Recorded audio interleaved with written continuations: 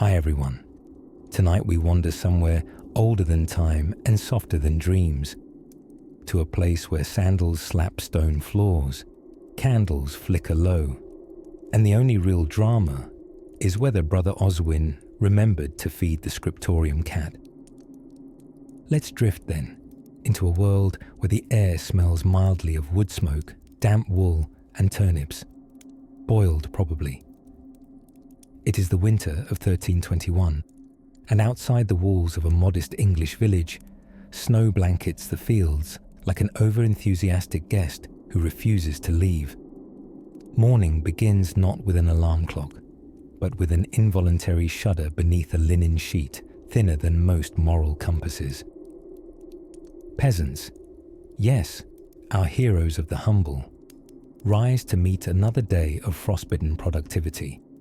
Geoffrey, who always falls asleep with his boots on and insists it's for morale, stirs first. His hut, stitched together from wattle, daub and wishes, breathes in the cold like an old dog sighing. Winter was not a gentle season for a medieval peasant. It was when the days were short, the food scarce, and your toes were in constant conversation with frostbite. But Geoffrey, like most folk of the era, was equal part stubborn and miraculous. Breakfast, if we may call it that, consisted of yesterday's porridge reshaped into a kind of oat lump and reheated over a grumbling fire that coughed more than it warmed. The cereal, if you can call porridge cereal, was famously unspiced unless you considered suet to be a spice. But Geoffrey didn't complain. No one did. Complaining required energy, and energy was reserved for vital winter tasks, like putting on socks, if you owned more than one, that is, and if mice hadn't turned them into upscale bedding. The peasant's winter routine revolved around staying not dead, a noble pursuit. While the fields slumbered beneath brittle ice, there was still no true rest for the villagers. Repairs to tools, animal care, and preserving what little food remained took center stage. Pickling, salting, and the ceremonial weeping over each hard-won carrot became acts of survival. Inside the homes, if we generously call one-room huts homes, families slept not so much in beds as in clusters, bundled together like cabbages in human form. Little Jonette, aged 5, and already an impressive kicker during sleep, served as both warmth and hazard to the rest of her family. Blankets were rare, quilts rarer, but proximity was an underrated source of heat and gossip. The central fire, constantly tended, served triple duty: cooking meals, warming fingers, and gently smoking every textile into the same rich aroma of peasant eau de camphire. In fact, many historical garments lasted for years, partly because they were preserved in a thick glaze of ember breath and good intentions. And what of entertainment, you ask? Surely we modern folk would grow mad from boredom. Ah, but they had stories. Oral storytelling passed down through generations like mismatched socks. The lamplight would flicker as Granny Marjorie spun tales of saints, curses, and that time she met a goose with devil eyes. Family members gathered with wide, blinkless stares, not because the story was especially riveting, but because firelight made everyone look faintly haunted at night. Evenings were spent darning socks, repairing harnesses, and muttering at the draughty window panes like it might help. Occasionally, a travelling friar or peddler might bring news from the world beyond, mostly terrifying or irrelevant. But for the most part, the village was its own universe, and in winter it shrank down to just a few rooms lit by sputtering tallow candles and warmed by the breath of sheep. People often imagined medieval villagers as miserable, and to be fair, the tooth situation was bleak. But they knew something we often forget: rhythms. There was a slow, seasonal rhythm to life, hibernation not just for bears but for people too. They didn't conquer winter. They bundled themselves inside it, sang through it, laughed with chattering teeth, and waited patiently for lambing season and slightly warmer dirt. And so, we leave Jeffrey for now, snoring into a handful of straw, the frost etching delicate lace onto the inside of his single, leaky window. Outside, the snow falls like powdered silence, and a chicken, confused by everything, lets out a sleepy croak. Press that like button before your eyelids press themselves. The moment the first frost kissed the thatch-roofed villages of medieval Europe, everything changed. Gone were the days of meandering through muddy fields in itchy wool tunics, swatting flies with a handful of oat stalks. Winter was coming, not in the dragon-flavoured fantasy way, but in the very real chilly wind through your socks kind of way. And unless you had a plan, a pig, and at least one competent grandmother, you were going to get very cold, very quickly. Let's begin with the centerpiece of medieval winter life, the hearth. Every peasant hut worth its muddy floor had one. It was a glorious combination of fire, hope, and soot. The hearth was more than just a cooking place. It was the medieval equivalent of central heating, Netflix, and Reddit, all rolled into one smoky corner. Families huddled around it, not just for warmth, but for stories, soup, and shared conspiracies about the village miller who always seemed to have too much cheese. But here's the thing. Medieval homes leaked heat like a colander holds soup. Walls were made of wattle and daub, a charming earthy mixture of sticks, mud, and the occasional regret. Roofs were thatched, meaning straw and twigs layered together until, hopefully, it resembled something hat-like for your house. So how did they stay warm, you ask? Layers. Peasants wore so many layers that losing count was a genuinely risky proposition. Linen undergarments, thick woolen tunics, cloaks fashioned from scratchy ambition, and if you were lucky, fur. Not noble person fur, no ermine or mink. Think leftover sheep, generously donated by the one creature in the village with better insulation than you. Socks were often made from whatever was clean and resembled fabric. And shoes. Ah yes, shoes. Many walked barefoot in summer, and when winter came, they simply wrapped their feet in cloth and hoped for divine intervention or, failing that, reasonably warm manure. Speaking of manure, and I bet you didn't think we'd go there, animal waste was actually useful. Dried cow dung, known as meadow muffins to nobody, could be used as fuel. It smelled exactly as you imagine but burned slowly, providing essential warmth and something to blame when relatives visited. Now, let us drift gently into the topic of animals. Stay with me, it's warmer in there. In winter, livestock and humans became rather close roommates. Chickens perched in corners, a pig might snore by the door, and cows stood in the stables separated practically, but not emotionally, from the main house. Their body heat was as welcome as any stew pot. A medium-sized cow produces around 6 to 7 BTUs of heat per second, which is wonderfully scientific and entirely useless, unless you're cuddling said cow. But warmth wasn't just about fire and livestock. It was also about community. Social warmth, as it turns out, can be almost as cozy as a wool-lined blanket. Villagers shared bread, cider, gossip, and lice without hesitation. Entire winters were passed laughing over tales of ancient saints and more recent misfortunes, which were often one and the same. Winters also brought a kind of enforced stillness to life. The hustle of sowing, reaping, and yelling at goats was paused. Days were shorter, nights stretched like yawns across the land. It was a time for mending clothes, spinning yarn, and wondering if your fermented turnip juice should still be fizzing. Children, unbothered by existential dread or frostbite, invented their own joy. They slid on frozen ponds, pelted each other with balls of semi-solidated mud, and found ways to set small things on fire while adults weren't looking.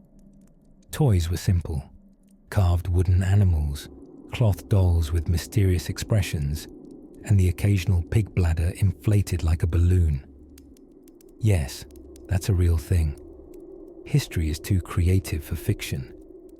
Despite the cold, the damp, and the lack of insulation, both architectural and emotional, the medieval peasant survived, not by charmed fate or ancient magic, but by grit, hilarity, and about 17 layers of wool. Warmth in this world came from the fire you fed, the cow you invited indoors, and the laughter heard between cracked beams and steaming pots of cabbage stew. As we pull our cloaks tighter and lean another imaginary log on the fire, let's wander next to how these resilient souls found food during such a frozen, unforgiving time. Because if you think surviving without central heating was impressive, wait until you hear about dinner. And so, we find ourselves in the heart of winter, trudging softly through frost-laced fields, the crunch of snow under wool-wrapped feet muffled by the hush of a sleeping village. The sun sets early now, not so much dipping below the horizon as sneaking out the back door before anyone can ask it to stay. The air tastes like pine smoke and frozen breath, and medieval peasants, those tireless champions of chilly discomfort, have hunkered down in homes that, how do we say this kindly, were insulated about as well as a sieve trying to hold soup. Ah yes, the peasant home, humble, organic, made primarily from mud, sticks, and the unshakable optimism that it might not collapse this winter. Most dwellings were timber-framed, wattle and daub affairs, interwoven sticks smeared with a bygone plaster of clay, straw, and animal dung. Yes, dung. Every inch of these homes was a layered ode to the practical over the pleasant. And yet, these drafty havens did their job, just well enough to not die inside them. Inside warmth came from one mighty and mystical source, the central hearth. Not a hearth in the posh medieval sense, no marble mantles or ornamental fire pokers here, but a humble fire pit or stone setup in the very center of the one-room abode.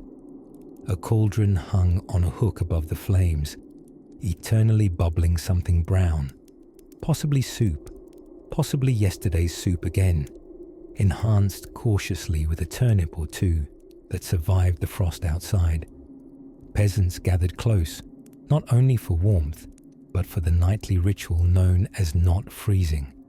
Entire families, and sometimes small livestock, slept together in this central room, huddled tightly like curly fries in a paper cup. Privacy was a concept that hadn't yet been invited to the village. Everyone heard everything. But in the winter months, no one minded. Survival breeds camaraderie, and body heat in a crisis is just affection with a practical job title. And what's more, medieval people ingeniously employed something we might now call a layered pajama system, but they simply knew it as clothing, all of it, at once. Woolen tunics, linen shifts, cloaks, and an impressive variety of hosiery paired with furry caps and thatched shoes. These garments were not washed often, partly due to water freezing in buckets like a sorcerer's prank, and partly because the natural oils helped waterproof the layers. Hygiene may have suffered, but at least they smelled uniformly earthy. Now, when it came to braving the brittle temperatures outside, peasants didn't do it for fun. Greeting Jack Frost in the face was never a recreational activity. Each trip outdoors had purpose: to fetch water, check on animals, or gather firewood with the sort of enthusiasm you'll recognize from modern teenagers being asked to clean the garage. Water, brought in buckets from nearby streams, usually arrived as ice. That's why clay pitchers were brought inside and set near the fire overnight, not for aesthetics, but so morning wouldn't involve trying to chip drinking water from a frozen brick with a spoon. As for firewood, it was the medieval version of cryptocurrency. Precious, difficult to store, and mysteriously always disappearing twice as fast as you thought. But not all fuel was wood. In treeless regions, peasants gathered peat, those spongy, mossy bricks of decomposed plant stuff, and let them dry out until suitable for burning. Peat fires didn't flame like wood, but smoldered like the brooding hero of a windswept novel. Likewise, animal dung, when properly dried, made surprisingly effective fuel. So yes, in those quiet, long winter nights, peasants were quite literally warmed by yesterday's cows. Of course, the cold wasn't just combated with warmth, it was fought with timing. One peculiar custom worth mentioning is the 2-sleep cycle. In the long winter nights, people often slept in 2 distinct chunks. A first sleep shortly after sunset, some hours of wakeful stillness in the middle of the night, for tending fires, whispering gossip, or politely contemplating one's soul. And then a second sleep until dawn, or whatever dim approximation of morning happened under a grey winter sky. The first sleep, the midnight moment, the second sleep, a quiet rhythm, like waves on a frosted shore. Peasants, wrapped in wool and candlelight, swaddled in the logic of survival and something deeper still, a sort of wintry acceptance that darkness too has its own kind of comfort. Outside, a fox pads silently through snowdrift, unseen. Inside, the fire hisses quietly in the hearth. The old cauldron bubbles its sleepy song. And so, with animals in the corner and siblings half draped over one another, a village dreams of spring, of warmth, of bread with more than 2 ingredients. And while some tucked in with their feet nearly in the embers, others felt the prickle of straw mattresses beneath them, thinking perhaps tomorrow they'd repair that rattling shutter. But first, a second sleep, and before that, maybe a tale about what they ate when the earth offered nothing but cold silence. As winter deepened and the winds grew bold enough to knock on crooked wooden shutters like a drunk uncle at a family reunion, peasants turned their gaze from the frosted fields to the hearth. The great battle for survival now moved from the outdoors to the indoors. And indoors, dear listener, was not quite the Pinterest-worthy cottagecore fantasy Instagram would have you believe. A peasant's home in medieval Europe was, well, let's call it studio living with character. Thatched roof, wattle and daub walls, and an open central hearth were the key features. The hearth, naturally, took center stage, not because medieval folks were architectural minimalists, but because it was practically the only source of heat, light, and occasionally smoked ham. Fire, for the medieval peasant, was more than a blaze of warmth. It was the domestic deity of winter. Families gathered around, the flames not just for survival, but for company, meals, storytelling, and the occasional bout of dramatic coughing due to smoke inhalation. Chimneys, you see, were a luxury for wealthier folk. Most peasant homes simply had a smoke hole in the roof, which is sort of like trying to air out a sauna by cracking open a mailbox slot. Now, lest you picture peasants sprawled out in higgy-worthy sheepskin throws, sipping something pumpkin-spiced. Remember, resources were limited. Blankets were few. If you were lucky, you'd have a woolen cloak. And if you were very lucky, it didn't smell like the sheep you traded for it. So to keep warm, people layered. And not in the, does this flannel go with my aesthetic way. We're talking linen shirts, layered with wool tunics, clay-stained cloaks, and sometimes even old sacks fashioned into makeshift outerwear. Foot coverings were similar creativity stations. Old bits of cloth, straw stuffed into shoes, or sometimes shoes made entirely of wood, which likely meant everyone walked like they were tiptoeing on outrage. At night, whole families would sleep in the same room, often in the same bed. Not so much out of closeness, though coziness was a bonus. But again, heat. Human bodies stacked like pancakes conserved warmth remarkably well. Cuddling wasn't just endearing. It was a strategy endorsed by grandmother's stern look and frostbite statistics. Even livestock were recruited for the Grand Heat Conservation Initiative. In colder regions, animals like goats, pigs, and chickens sometimes shared the household space. A cow in the kitchen might not top most of today's interior design mood boards, but in the 14th century, Bessie the bovine was basically central heating with eyes. To shield themselves from the wailing winds, peasants also got inventive with insulation. They stuffed gaps in walls with moss, hay, or rags. Thatched roofs, while not exactly bulletproof, were excellent insulators, unless you happen to have a family of birds also laying claim to your attic storage. And if the cold crept under the door, a nice pile of dung mixed with straw, called daub, sealed it off quite effectively. Yes, it's all right to grimace gently, but it worked beautifully, and it was free. As for food, the fire came to the rescue again. Its warm glow wasn't just atmospheric, it was the hub for cooking the ubiquitous pottage, a thick stew made from whatever was lying around. Cabbage, leeks, onions, beans, all tossed in a pot and left to bubble like a medieval witches' college roommates trying their first recipe. When meals were over and the hearth began to dim, folks would whisper stories, spin wool, or mend clothes by firelight. And then, as the dark folded in around their homes like a thick woolen cloak, sleep would come, slow and inevitable, like snow piling on a hovel roof. And while that all sounds rather bleak to our thermostat-loving ears, there was comfort in rhythm, in routine, in the crackle of embers and the softness of shared silence. It was a life stripped down, but not without its comforts. Let us now peek beyond the hearth and into the world of food preservation. A challenge when your refrigerator is January itself, and yet your bacon must somehow survive until spring.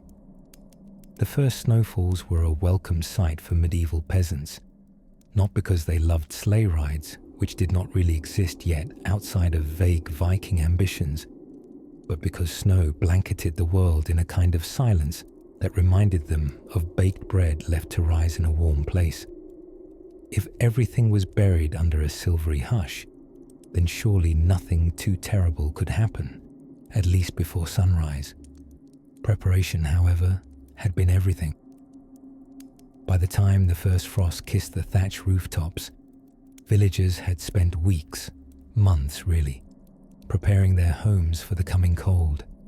Imagine a humble timber-framed cottage, its walls chinked with wattle and daub, essentially woven sticks covered with a charming blend of mud, straw, and possibly the occasional mischievous chicken feather. It wasn't architecturally impressive, but it was snug in its own drafty way. To keep the inside warm, they employed insulation techniques that today would make a building inspector clutch their clipboard in despair. Straw was stuffed into cracks between the beams. Animal skins were hung over windows to keep out the wind, transforming the cottage into something resembling a den rather than a home. Curtains, usually made of woven wool and roughly thicker than a determined sheep, hung in doorways. They didn't call it open plan living. They called it, please, for the love of warmth, close the curtain and stop letting the cold gods in. The centerpiece of winter survival was, of course, the hearth, a stone fireplace in the middle of the house, or sometimes just a large open fire pit, gently smoked its way through a hole in the roof.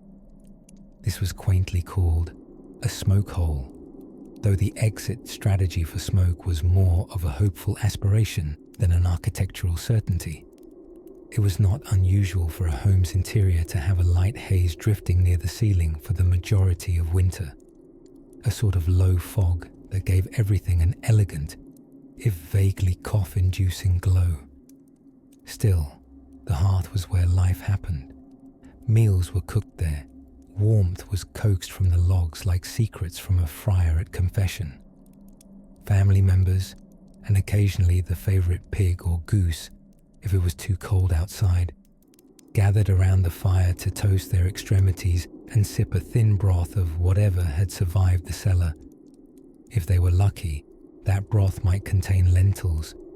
If they were truly lucky, it might contain a turnip. Everyone slept close together, often in a single shared bed.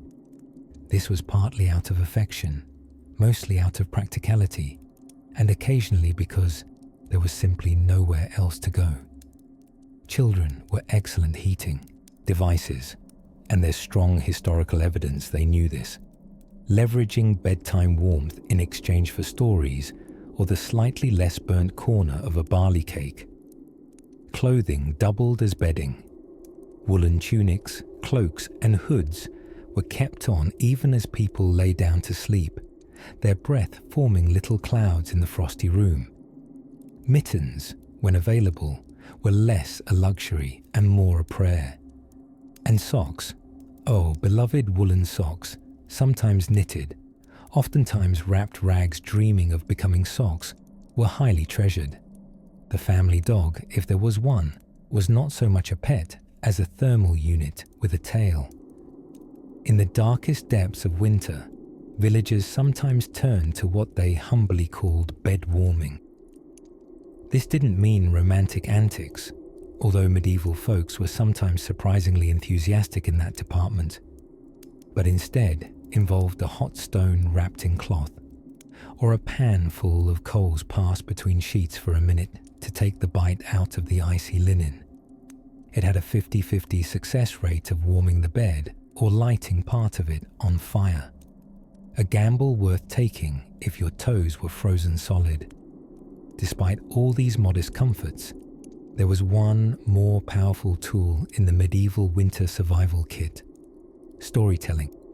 When the wind howled outside like a hungry spirit, and the fire had dwindled to a nest of sleepy embers, tales were told of saints and sinners, of woodland creatures far cleverer than the listeners, of the time Bert the Thatcher accidentally shingled the Lord's barn with his own laundry. Laughter generated heat after all, and a good story could stretch a cold night into something almost bearable, almost beautiful.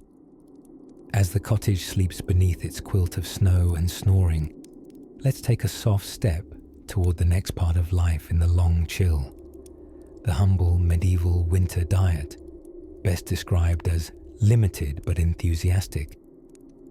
As the snow piled itself politely against the earthen cottage walls, medieval peasants turned their attention to warmth, the elusive, flickering deity of winter survival. And in a world without central heating or electric blankets, warmth was not so much a luxury as a daily battle of soot, sweat, and sheer communal ingenuity. At the center of every peasant home, there was the hearth, a grand word for what was, in most cases, a modest fire pit hewn into a stone or clay floor, dutifully exhaling smoke into the air like a heavy sigh from the house itself.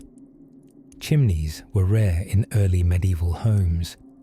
Instead, the smoke took its time drifting upward and out through a hole in the thatched roof, fumigating the room, the rafters, the furniture, and everyone's lungs with a smoky perfume historians now classify under the scent category of asphyxiation chic. But therein lay an accidental charm. Those smoky, carbon-marinated rafters that darkened with each winter also had a purpose. The fine particles of smoke helped preserve the wood and made sure that little insects thought twice before burrowing in for the winter. Some peasant children likely believed the air inside their house was alive, some benevolent spirit that stung your eyes and perfumed your cheese, which, in a way, it was. To conserve heat, every door and window, if you could call a curtain hole that, was padded with whatever was handy: animal furs, moss, straw ropes, bits of wool, or your uncle's old tunic that he hadn't worn since that mysterious incident with the goose. No draft stood a chance against such homespun defences. This also meant less fresh air, but let's be honest, fresh air would have just brought in more cold and complaints. Now, night was a different beast. Temperature dropped like a gossip at a tavern, and with it came the need for layers. So many layers. The more fortunate peasants slept upon straw mattresses, sometimes stuffed with herbs like lavender, not because they were spa inclined, but because herbs helped distract the nose from what everyone knew. Shared beds can be aromatic, and shared they were. It wasn't uncommon for entire families, parents, children, a dog or 7, a cat with half a tail, and the occasional wandering chicken, to all sleep bundled together for warmth in one room. It was less a slumber party and more of a biological necessity. Imagine spoons in a drawer. If the spoons occasionally snored and tried to steal your corner of the patchy wool blanket. Blankets, incidentally, were hand-woven from scratch. With sheep as their unwitting co-authors, peasants would shear, spin, and weave wool through the warmer months. The more industrious families had impressively layered bedding. The less industrious families had the warmth of their disappointment and a few spare turnips. But warmth didn't just come from fire and fur and familial entanglement. It came from food, or more precisely, from food that stuck to your ribs like a loyal hound.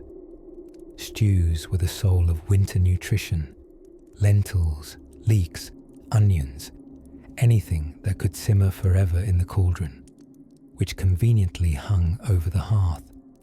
Some called it perpetual stew, because the pot was rarely fully emptied. Scraps added daily, flavour intensified hourly. It was less of a dish and more of a living organism, one that followed its own medieval recipe. Add what you have, remove what smells unfamiliar. A well-seasoned pot was a sign of pride. And if your neighbour claimed theirs was older than your youngest child, well, that was neighbourly one-upmanship in the culinary arms race. A race run very slowly, and mostly in wooden clogs. And lest we imagine winter evenings as all hardship and stewy solemnity, remember, people still had fun. With long, dark nights stretching farther than the average peasant's vocabulary, storytelling became an art, an escape, and a form of keeping the mind warm even when the toes rebelled. Elders spun fables. Children added confused subplots. No one cared how it ended, just that it lasted until they were too cozy beneath, their wool and hay to care. So they survived with flames, flesh, fabric, and flavorful goop. Not a bad way to weather the frost, especially when done together. And as the fire blinks low, the snow gentle in its silent patrol outside the thatched roof, let your thoughts settle into the dark wooden beams above, a place where warmth once clung and stories rooted like ivy. Soft now, for the night grows colder, and another hearth is waiting somewhere just ahead. As the days crept shorter and the chill became less of a visitor and more of a long-term roommate, medieval peasants had to delve into that most sacred of arts, the art of layering.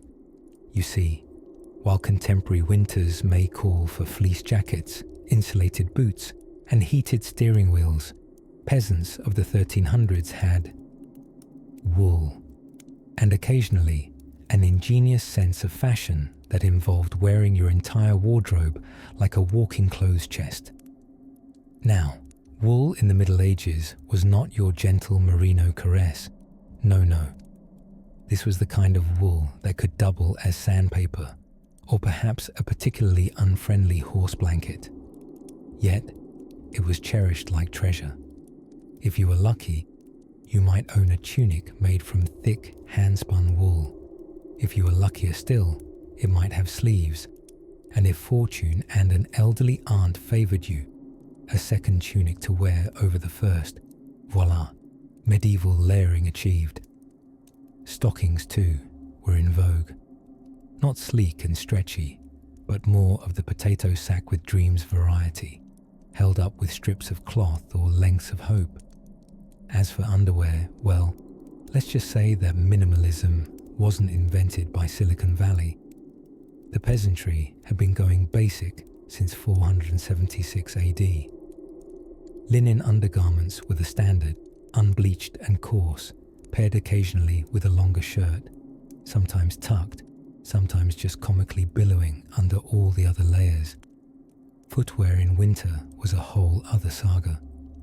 Most peasants wore simple leather shoes, soft-soled and stitched by hand, offering about as much insulation as a damp biscuit. But that didn't stop them from trying. Some stuffed their shoes with straw to keep warm. Others lined them with wool scraps, fur, or, for the especially desperate, moss. Yes, moss. Nature's fuzzy afterthought and apparently medieval orthotics. Headwear, too, was crucial. The hoods weren't just for dramatic entrances or staging Shakespearean monologues. They were functional, with a built-in cape extending over the shoulders, conserving the precious warmth that rose upwards. A medieval take on the hoodie, centuries before anyone asked whether it came in charcoal grey. And perhaps the most homespun piece of thermal innovation was the coif, a tight-fitting bonnet worn under hoods or hats, tying under the chin like what a particularly determined baby might wear. It warmed the scalp and ears and protected hairstyles that, admittedly, rarely strayed from whatever happened when I rolled out of my straw bed this morning. Insulation was more than personal. It extended into the realm of architecture, or rather, what medieval architects managed to scrounge together with timber, daub, and a defiant sense of optimism. Windows, if present, were rarely glass. Instead, they might be covered with horn, oiled linen, or nothing at all.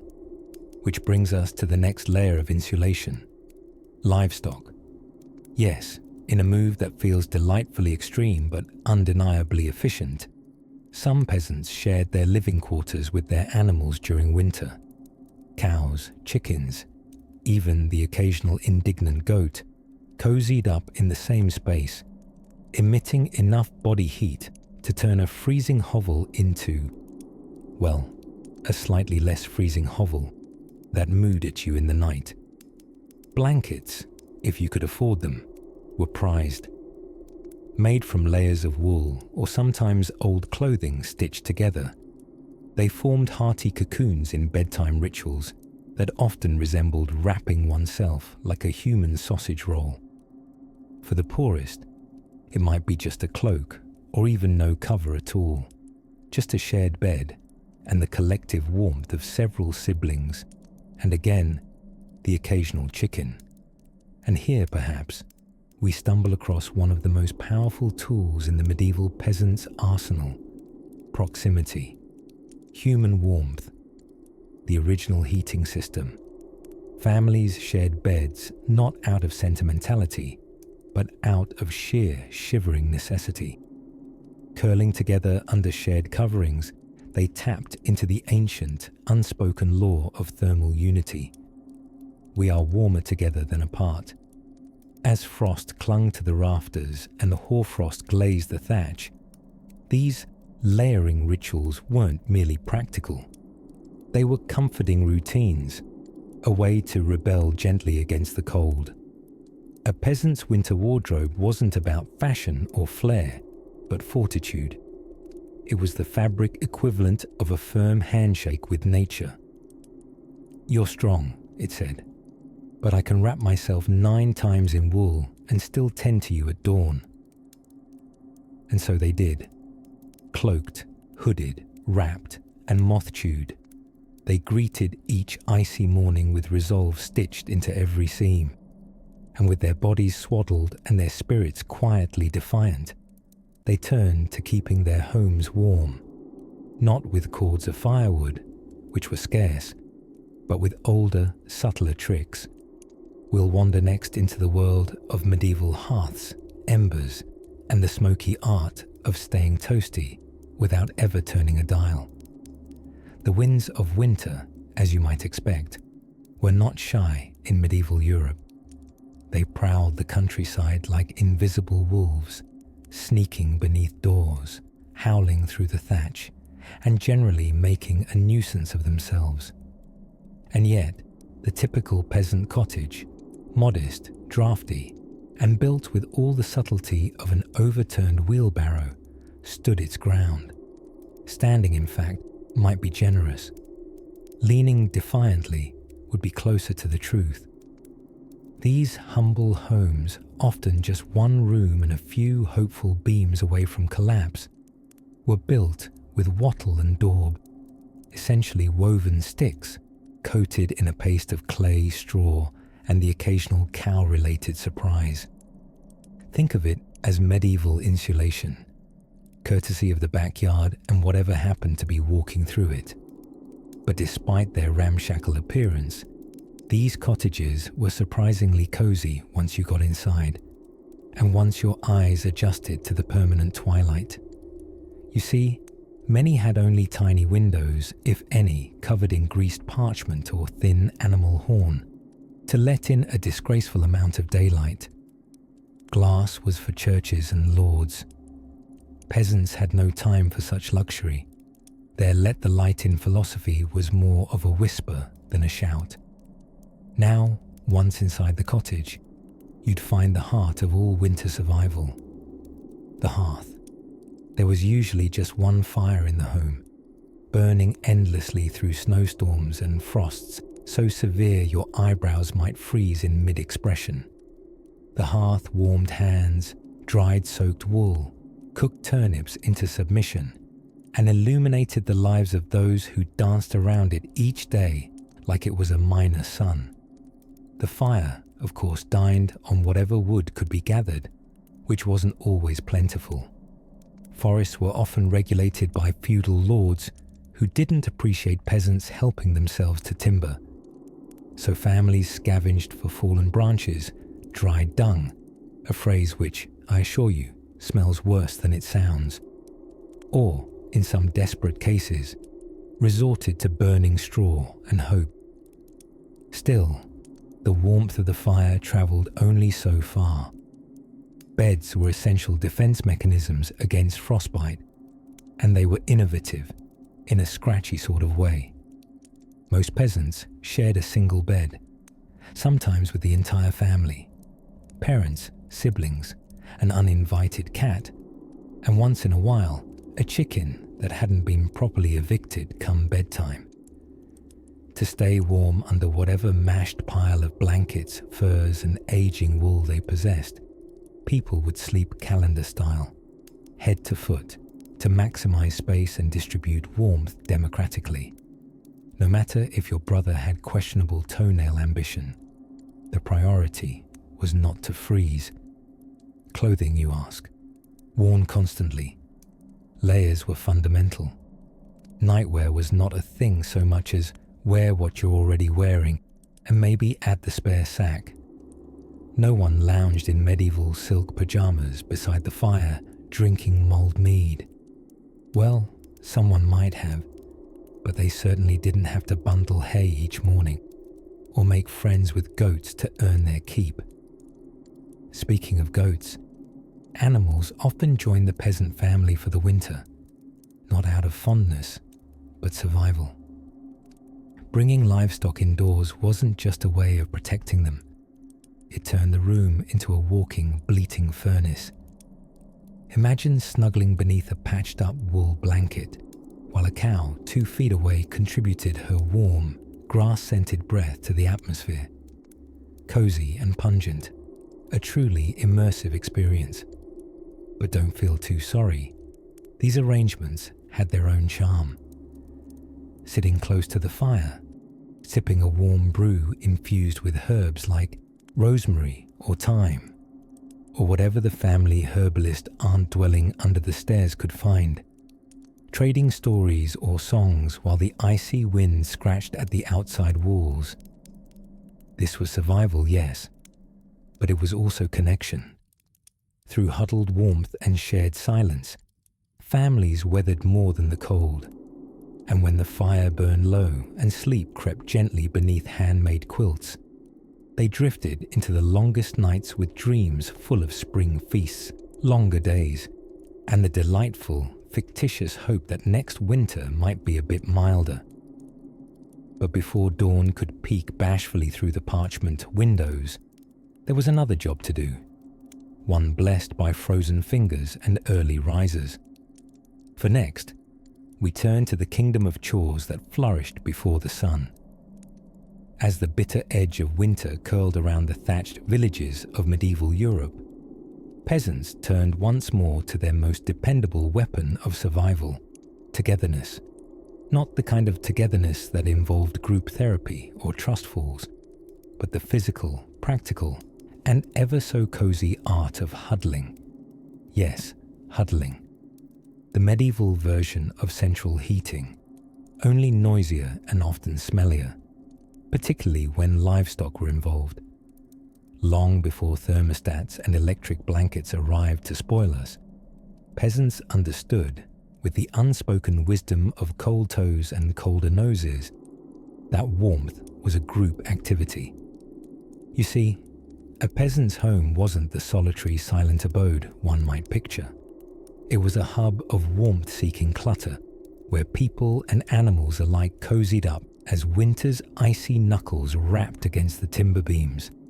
In many regions, especially throughout Anglo-Saxon and early medieval Britain, the average peasant dwelling resembled a large communal nest.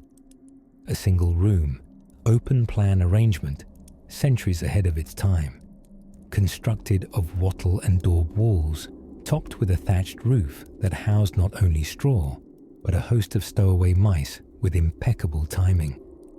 There wasn't much in the way of insulation, unless you counted the smoke that stubbornly filled the room from an open hearth in the center.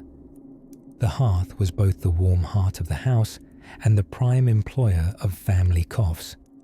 There was no chimney, just a smoky exit strategy known as a hole in the roof. And it worked more or less, if your definition of working includes watering eyes and soot-covered rafters.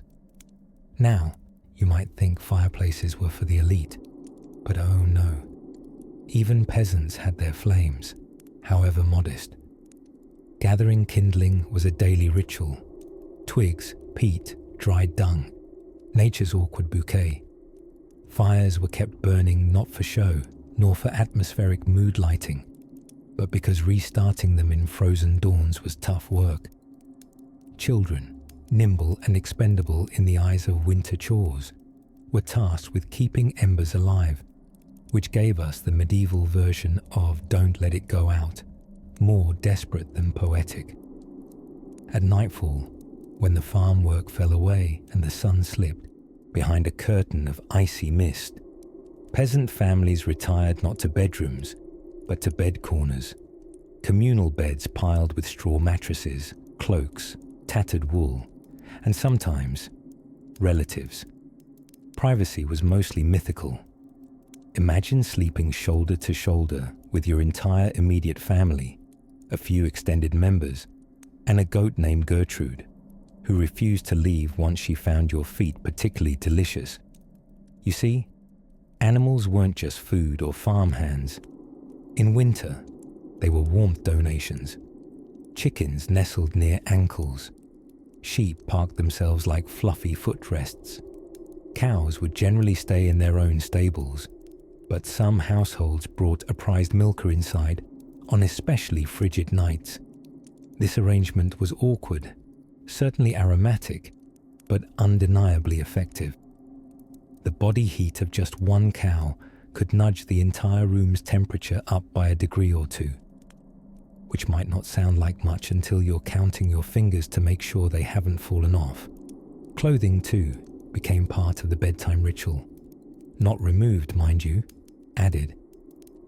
Unlike our modern tendency to peel off layers before diving under a duvet, medieval peasants piled it all on. Tunics, cloaks, caps, hoods, and the occasional sack.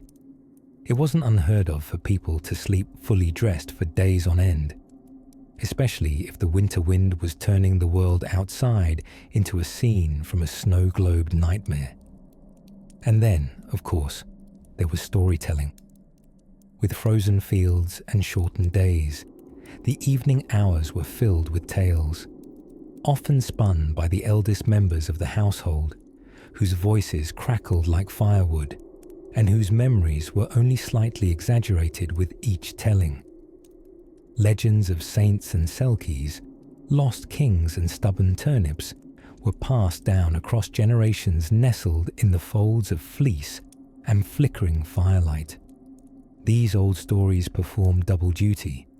They warmed the imagination and distracted from the cold in the way only a good tale can, like a blanket for the brain. And so, in the depth of winter, medieval peasants slept not in solitude but en masse, warmed by bodies, beasts, and the burn of old wood. There was noise, there were smells, and sometimes there were hooves in your dreams. But most importantly, there was survival. Low-tech, high-volume, slightly smoky survival.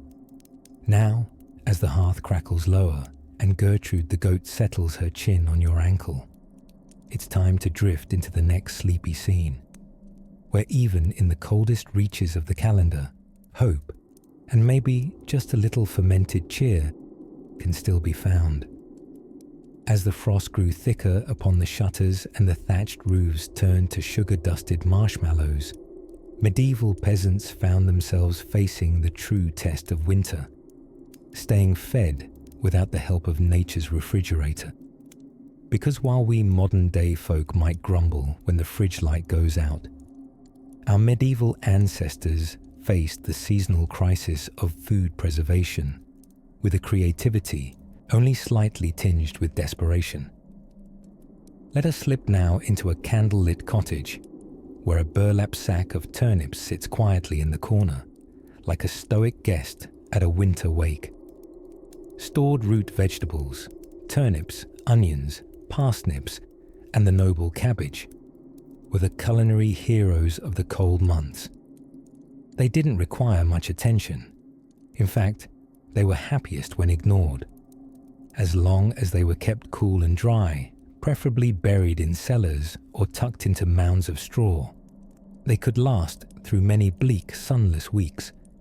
A peasant pantry was less a place of lavish abundance and more a waiting room for vegetables hoping not to rot. Grain, too, was gold in wintry times. Dried, bagged, and stored in carefully sealed sacks, often kept far from nosy mice with overly ambitious appetites.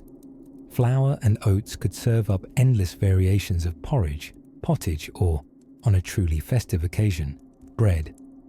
If roots were the introverted heroes of winter cuisine, grain was the dependable old friend who turned up even when no one else did. But what about protein, the elusive treasure in a peasant diet? Well, that required some strategic thinking. In the late autumn, many animals that couldn't be comfortably overwintered, especially pigs, met their salty destiny. Meat was salted, smoked, or dried, transforming humble cuts into precious winter stores. the smokehouse became the medieval equivalent of the freezer, only with more atmospheric lighting and a greater chance of being chased out by a sleepy badger. Of course, not every peasant household had access to meat. Eggs were a treat, but hens were tragically unmotivated by snowdrifts and tended to take spontaneous vacations from laying. Cheese, blessed cheese, played a vital role. Hard cheeses made in summer could last well into winter if kept cool and dry. Think less brie, more wheel of dairy armour. Then there were the fermented lifelines, cider, ale and vinegar. Not just for cheer, although to be honest, a mug of ale offered psychological nutrition as well. These drinks also helped preserve food, clean wounds, and make the less water-safe water slightly more survivable. In a curious twist of historical irony, it was sometimes safer to drink beer than water, a rule which many peasants took to with admirable dedication, sometimes starting before dawn. Breakfast ale, anyone? Drying was another beloved technique, particularly for herbs, fruits, looking at you, dried plums, you chewy champions, and even fish, if you happen to live near a stream generous enough to offer such gifts. Dried fish might not sound thrilling, but in February, it was like finding treasure under a snowbank. Just saltier. As winter deepened and church bells rang hollow prayers through the frosty air, communities banded together in subtle acts of survival. A pot of pottage simmering on the hearth might stretch its ingredients further when shared. Meagre root veg seasoned occasionally with a snippet of preserved bacon or a lentil or two. Nothing extravagant, but it was hot, it was filling, and it tasted faintly of neighbourly goodwill and time. Food was so essential that its rituals often bordered on the sacred.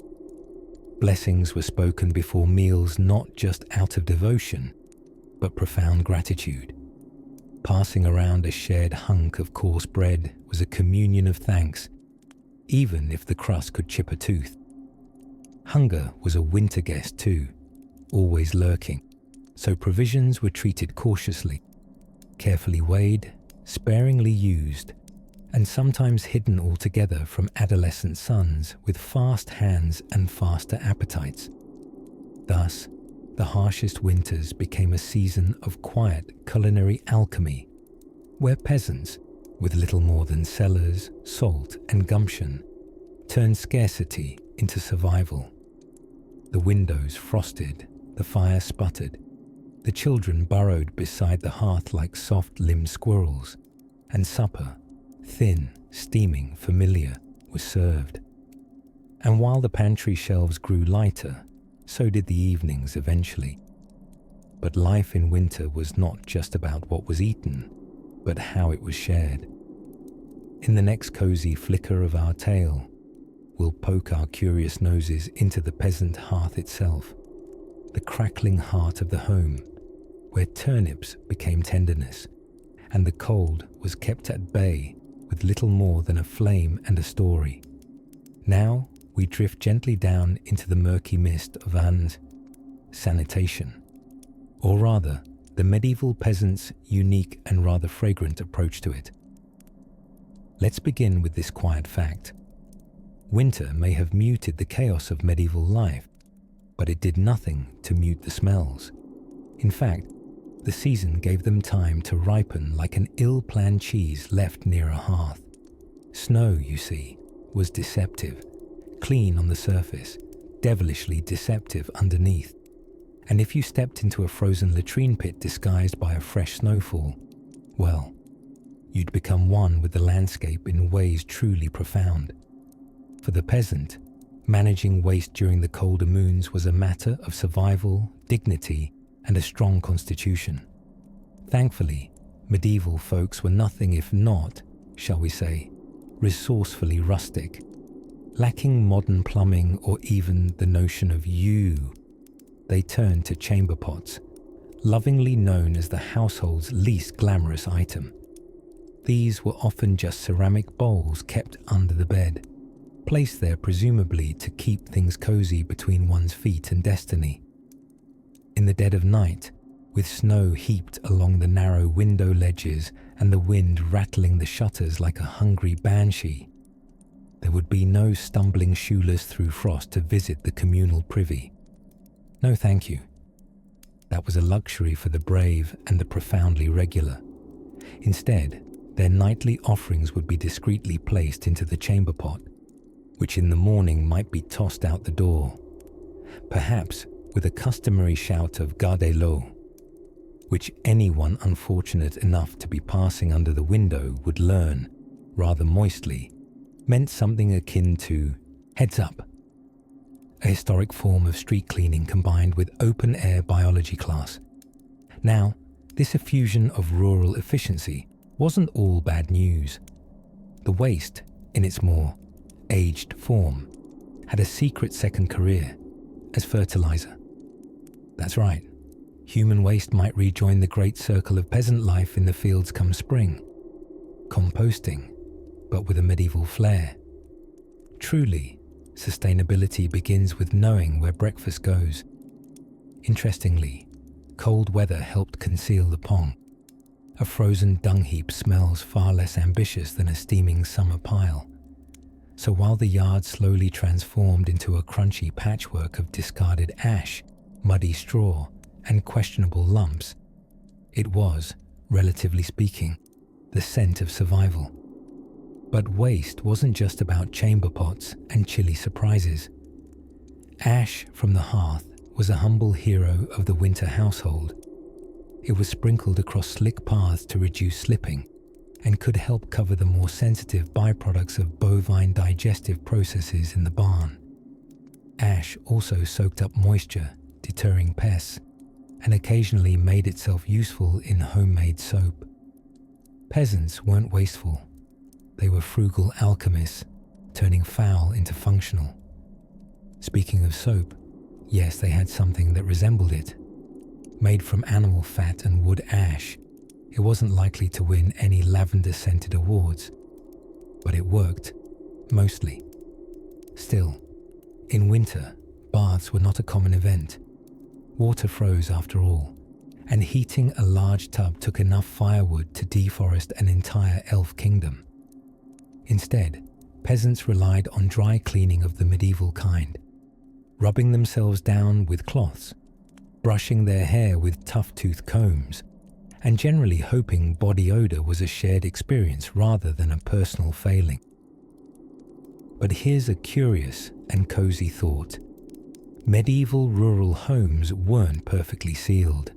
Winds would sneak through gaps in the timber. Hay, moss, or wool was sometimes stuffed between planks and underclothes for insulation, and other things. Lice, fleas, and even the occasional mouse stowaway found a warm place to spend the winter too. Hygiene was survival, not glamour. And yet, even amid the whiff of uncertainty, there was a strong, earthy pride in keeping cleanish under impossible circumstances. Friends used to help each other with grooming, delousing each other by firelight like affectionate capuchins. It may not sound like the most romantic moment, but in a world without Netflix, plucking parasites from your spouse's hair was practically a date night. And so, the peasant winter sanitation system was not glamorous, but it was impressively robust. It was equal parts survival, adaptation, and a hearty tolerance for nature's more aromatic surprises. As the fire dimmed in the hearth and shadows climbed up the daub and wattle walls, one could hear the soft clunk of a chamber pot lid, the scratch of straw being rearranged, and the gentle snore of someone who had, against all odds, made it through another frosty day. Next, we'll pull our woolen socks up and shuffle over to one of winter's more festive survival secrets, how the peasants kept their spirits warm when everything else was frozen stiff. By midwinter, Most medieval peasants had long since resigned themselves to the fact that warmth was more of a polite suggestion than a reality. Fires crackled with the enthusiasm of soggy wood, and every breeze was a personal insult from the sky. But inside their tiny wattle and daub cottages, those charmingly lumpy huts made of mud, straw, and a prayer, something remarkable stirred. Not just the soup, though yes, probably the soup too. The medieval peasant home was essentially one room for all things, eating, sleeping, breathing, and wondering when spring would return. At one end, a hearth smouldered constantly as the heart of the home, offering both minimal heat and maximal smoke inhalation.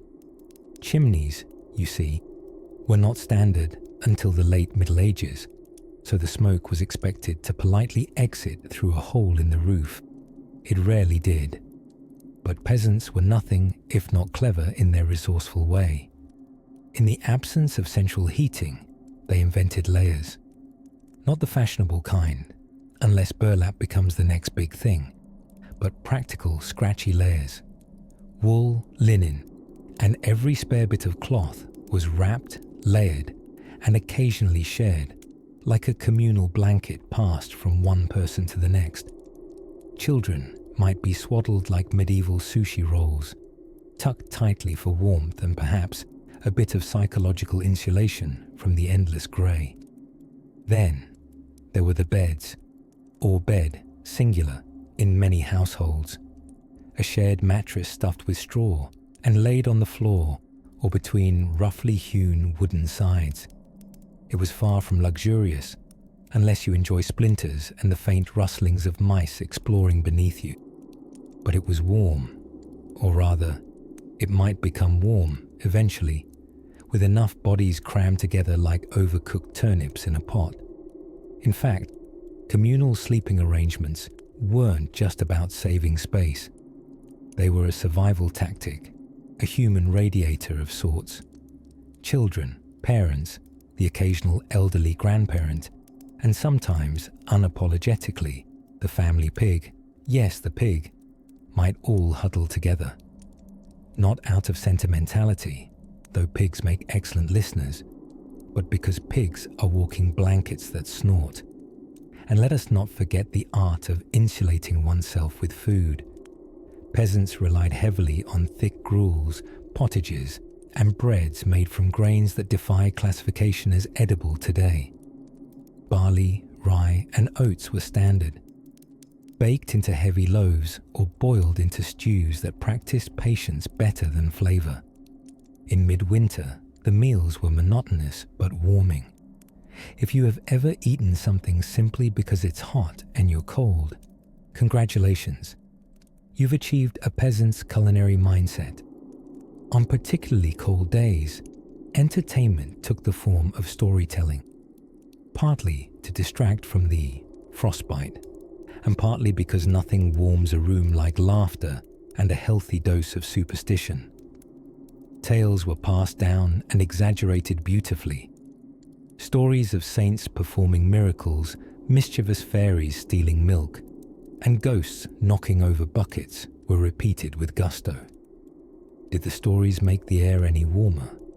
Not technically, but a good tale can light a fire in the soul, and that's almost like central heating. Now, let's address what truly refined the medieval peasant's winter experience: foot-warming techniques. In the absence of heated slippers or electric blankets, they turned to stones. Flat, river-worn stones were heated in the fire and wrapped in rags, then tucked into beds among the toes. A lumpy foot warmer, yes, but an upgrade from the numb sensation of frost gnawing at your heels. It was innovation forged from the limitations of earth and comfort. Quite impressive for a society that thought bathing once a season was a luxury. There was also the humble hayloft, often warmer than below, where body heat rose and stubbornly refused to leave. Some families took to sleeping in the loft with the animals, chickens, goats, maybe the highly opinionated cow. It wasn't glamorous, but it was toasty in a "this is probably not hygienic" kind of way. A pragmatic coziness clung to every surface, along with a fair amount of hay. And so, winter trudged on, not with drama, but with persistence and the quiet rhythm of survival. Peasants didn't await warmth so much as they learned to coexist with the cold. They listened to the wind, stirred their soups, and wrapped themselves in the scratchy kindness of wool. Life was not easy, but it was shared, and in that sharing, they found a kind of comfort, a communal resistance to the chill. Now, let us slip quietly from these firelit hearths. There, past the steaming pot and the flickering shadows of story time, something curious waits. How indeed did all this frost and frugality affect their health? Let's wander that way now, soft-footed and slower than sleet. It was the kind of bitter cold that made soup from breakfast refreeze in your bowl by lunch. But medieval peasants, in their own charmingly stubborn way, had customs for outlasting winter that were part ingenuity, part folklore, and part sheer refusal to lie down and freeze. As the frost deepened and the wind developed a hobby of whistling through every chink in the timber-framed cottages, our medieval friend knew that survival was less about fighting winter directly and more about cozying up to it like an unwelcome relative who won't take a hint but probably brought you a pie. And so enters the hero of this chapter, the humble straw mattress, a mattress that was less memory foam and more itchy hay in a sack, but, bless it, it did the job. By stuffing straw into linen or wool ticking, peasants created an insulating buffer between their chilly bones and the equally chilly floor. In areas lucky enough to have sheep, wool was favoured.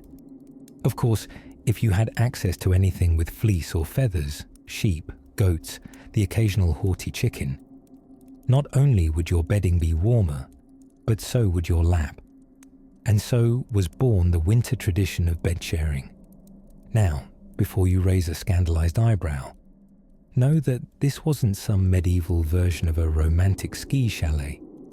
Entire families, sometimes along with the occasional guest or wayward sheep, nestled together in a single bed.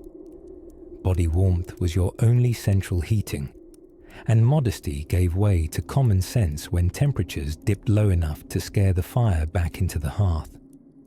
For added insulation, the cleverest peasants turned to tapestries.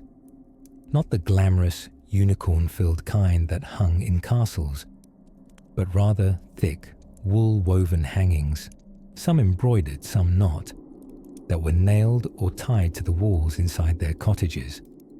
These weren't for show.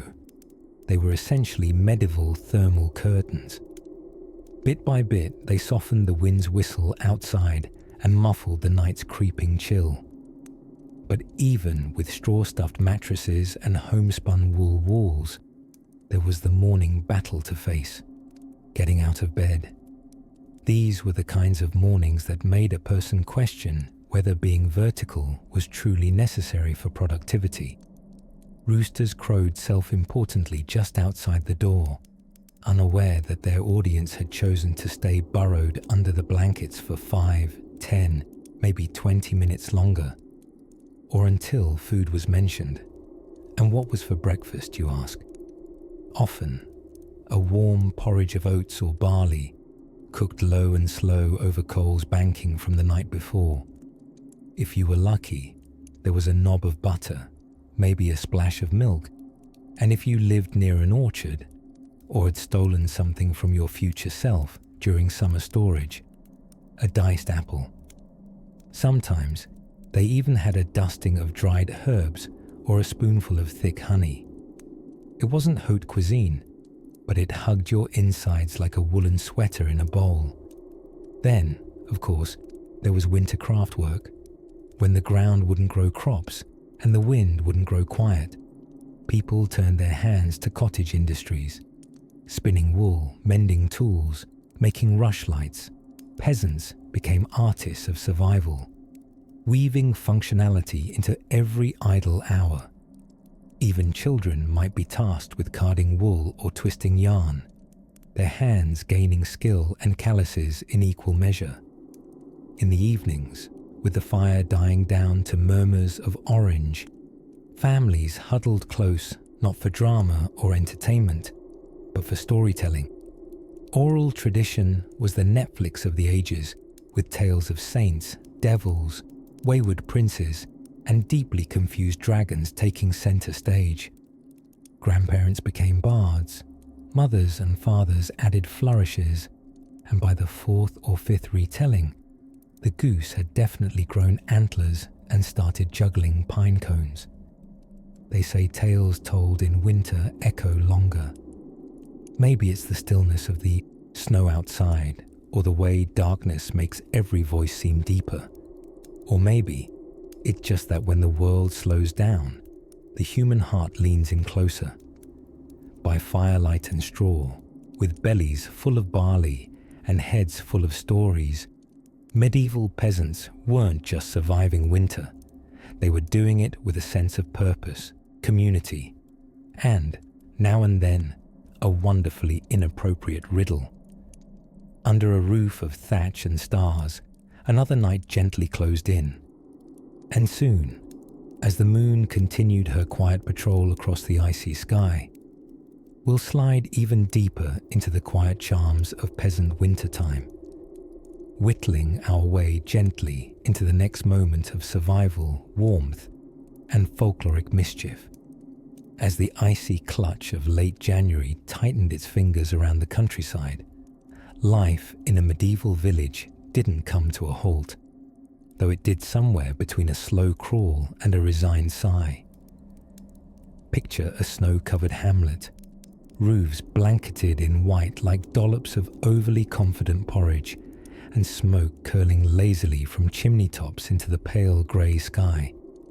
Indoors, the air was thick with the scent of soot, drying herbs, and a general sense of, well, we're doing our best.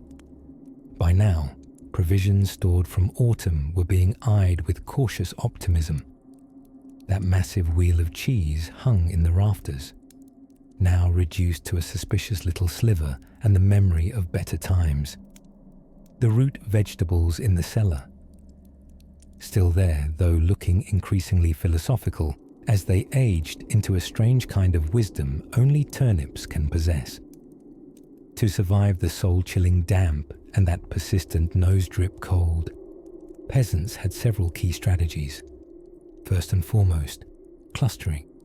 Humans, like livestock, give off heat, fortunately, in this case, without quite as much baaing. Entire families, and sometimes their chickens, pigs, and that one slightly scary goose, all shared a single room. It wasn't glamorous, but it was warmish. Children slept shoulder to shoulder on straw-stuffed mattresses, their breath fogging the air in gentle unison, like tiny dragons between yawns. And just in case you thought sleep couldn't get cozier or weirder, this century's fashionistas had already invented the nightcap. Not the boozy kind, though that would come later with more cheer. This was the pointy wool sort, designed less for elegance and more for warmth. Bedraggled, often homemade, and possibly shared between siblings, these hats were essential. After all, nothing says a restful night in 1349 like a lopsided felt cone sliding down over your eyebrows while the wind wails through a knot in the thatch. Now, illumination in the long, dark evenings came courtesy of rushlights, a humble medieval invention made by soaking reeds in animal fat. They burned dimly and smelled a bit like roast sadness, but they got the job done. Every glow was appreciated as villagers huddled around the hearth, whispering stories older than the walls around them. Tales of saints and sly foxes, of green men in the woods and ghostly knights who forgot they were dead. These fireside stories were more than entertainment. They were memory keepers, whispered lullabies in the language of myth.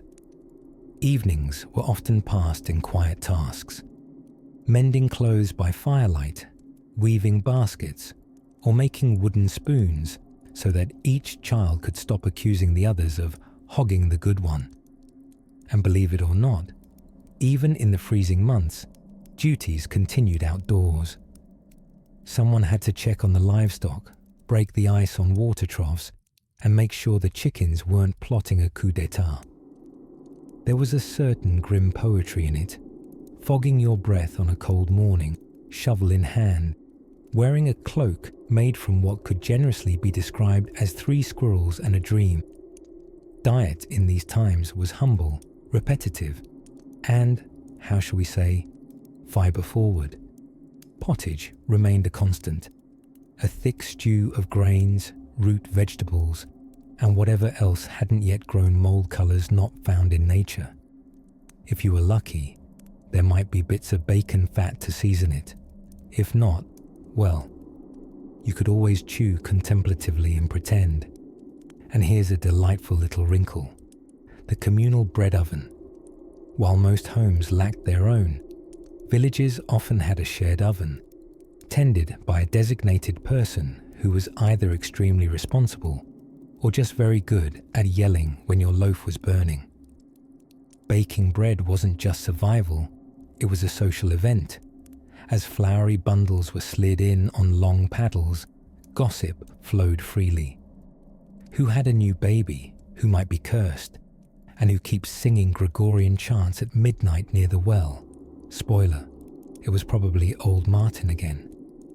Despite the cold, the hunger, and the long hours trapped indoors with your entire family, and that goose you now suspect is judging your life choices, there was a quiet rhythm to it all. Winters taught patience. They slowed things down until the drip of melting icicles and the whisper of wind became part of the music of daily life, the kind of music best enjoyed wrapped in wool, cradling a wooden mug of something lukewarm, and imagining spring as less of a season and more of a distant myth. And so, as another snow-laden night pressed its way across the countryside, lanterns flickered low and shutters creaked in protest. The peasant's world settled back into its carefully curated cocoon of warmth, wool, and whispered tales. But outside, beyond the fire's dim glow, there was stirring even in winter's sleep, something quiet and four-legged and just a bit hungry. We'll visit such companions of the cold very soon, deep in the heart of winter, when the wind howled like a disapproving church elder and the snow blanketed every pathway like an over-enthusiastic baker with a flour spill. Medieval peasants turned to their most sacred and sustaining ritual: soup. Not just any soup. This was not the type you'd find neatly labelled in a grocery aisle. This was whatever you've got, toss it in soup. A culinary genre built on faith, practicality, and an almost philosophical acceptance of cabbage. Cabbage, dear listener, was the winter MVP, hearty, humble, and blessedly capable of surviving the cold longer than most marriages.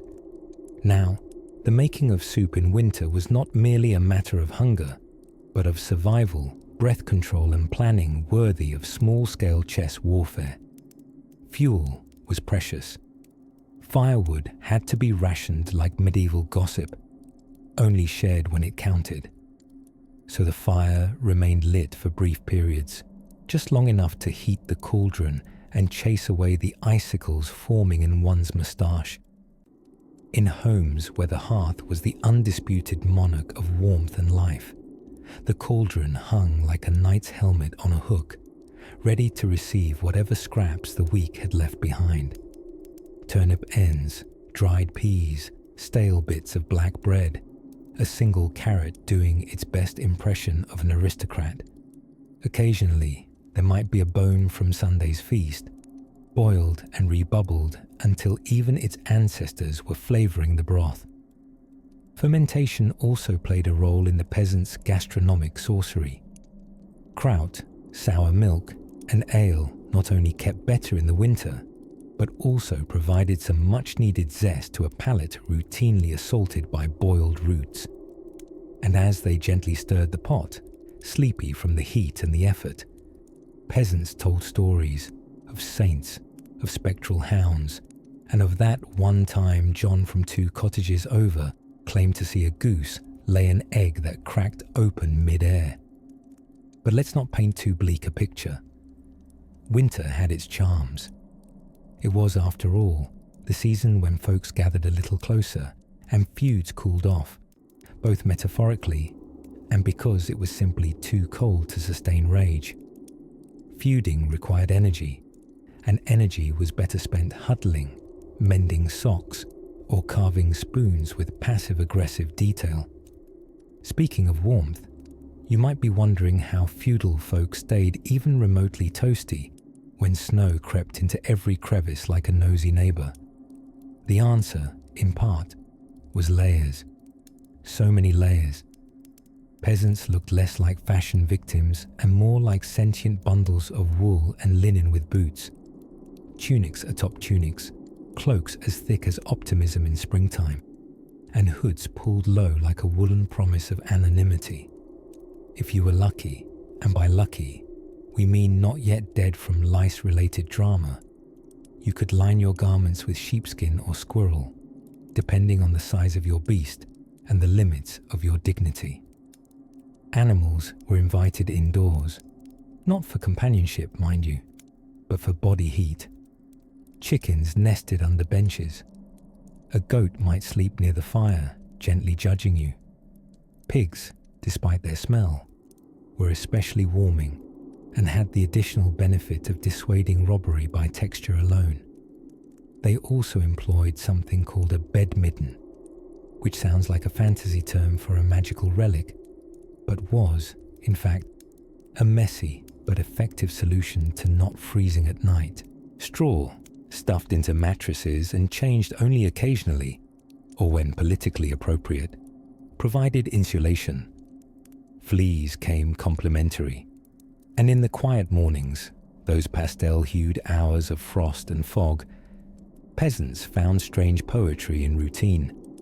A brisk walk to the woods to gather kindling, a shared stale crust softened with a bit of ale, laughter at sour memories now made gentle by hindsight.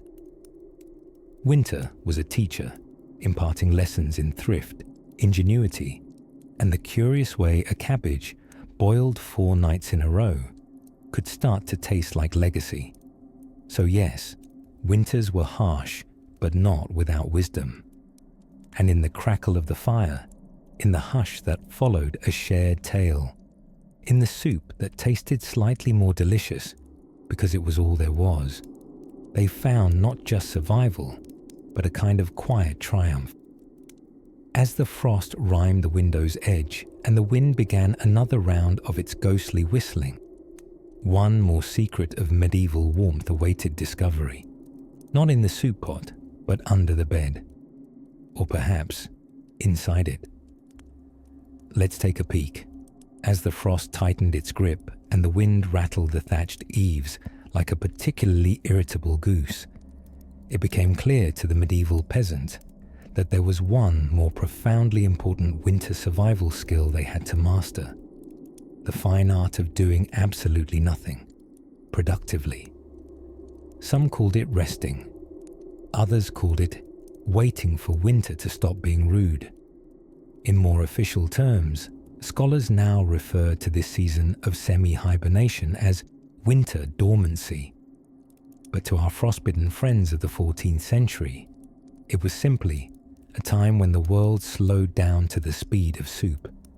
Now, it's important to understand that medieval people, especially peasants, weren't lazy, far from it. These were folks who could thatch a roof with one hand and churn butter with the other, all while humming about saints and possibly being mildly on fire. But during midwinter, especially in Northern Europe, when days were as short as a baron's patience and nights could swallow entire plans. There simply wasn't much to do. Planting? Impossible. Harvesting? Not unless you fancied digging turnips out of an ice sheet with your bare fingernails. Tending animals? A bit, yes. But mainly in the form of checking that the cow hadn't frozen to the barn wall, or that the chickens hadn't unionized for warmer conditions. So winter became the peasants' great enforced holiday, not with piña coladas and hammocks, of course, but with mending, waiting, and wool. Heaps of wool. Inside the cottage, everything shrank into a cozy hum of slow, repetitive tasks. Clothes were patched, tools were repaired, nets were untangled, socks were knitted at a speed that made snails look ambitious. Spindles were spun and occasionally dropped, only to be found several months later beneath the straw. This was also the season for storytelling, a pastime as essential to survival as salted pork and considerably better for morale. With little light and even fewer distractions, tales grew long and winding as they passed from lips to ears beside the hearth.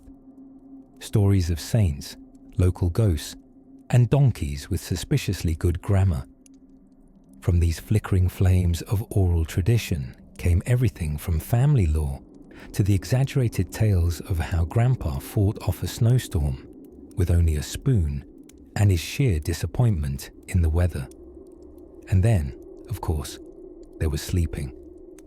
Not in the modern scheduling sense, with 8 hours tucked neatly between Netflix and regret, but in phases.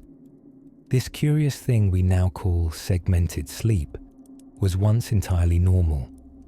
People would go to bed shortly after nightfall, wake again around midnight, perhaps stir the fire, nibble a leftover oatcake, chat with whoever else was awake, and then drift off again until morning. It was a rhythm as old as the moon and just as mysterious.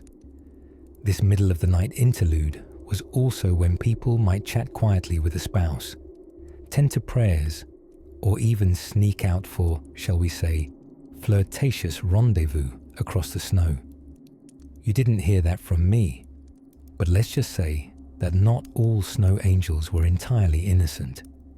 Outdoor labor might only be required in emergencies, say a cow escaping into a snowdrift, or a suspicious knocking at the door that turned out to be the wind impersonating your in-laws. For the most part, winter was the peasant's cue to move into a deeper state of patience. It forced stillness in a world otherwise driven by sheer ploughing need. And yet, in that enforced idleness, something remarkable occurred, the slow rebuilding of selves. Without realizing it, medieval peasants had stumbled across that most elusive modern luxury, seasonal self-care, a hibernation of the soul. They mended trousers, yes, but also quiet hopes. They scraped candle wicks and also gently scraped clean the clutter of the busy months. And so, amid snoring dogs, whistling kettles, and the rhythmic clack of bones knitting socks, yes, they really used bones. Never underestimate the multi-tool potential of a good shin bone. Life carried on. Slower, simpler, and scented faintly of cabbage and damp wool. Somewhere in a corner, the last embers of fire crackled softly, like a tiny applause at the world for simply enduring. It would be months before the soil welcomed seeds again. But for now, survival took the shape of silence, stillness, and a good pair of mittens.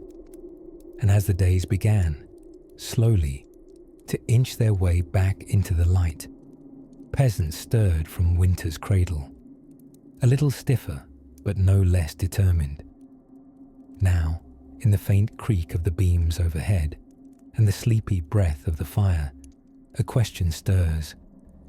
When the walls are thick, but the meals are thin, how did peasants make sure no one starved in the hardest weeks? That's a story worth unspooling next, while the soft hush of snow blanketed the rooftops, and icy draughts tap danced clumsily through the wooden cracks of cottage walls. Medieval peasants had a chilly new problem to face: how to stay warm at night without setting the entire countryside on fire. You see, heating a thatched roof cottage in winter was an exercise in optimism restrained by fear. Fire was warmth, but fire was also, well, fire. Fun fact: thatched roofs were not, as it turns out, particularly flame retardant. This meant that most peasants took a cautious approach to hearth maintenance, often letting fires sputter and die before bed rather than risk a midnight bonfire of the unfortunate variety. So if the fire was out, what kept them warm?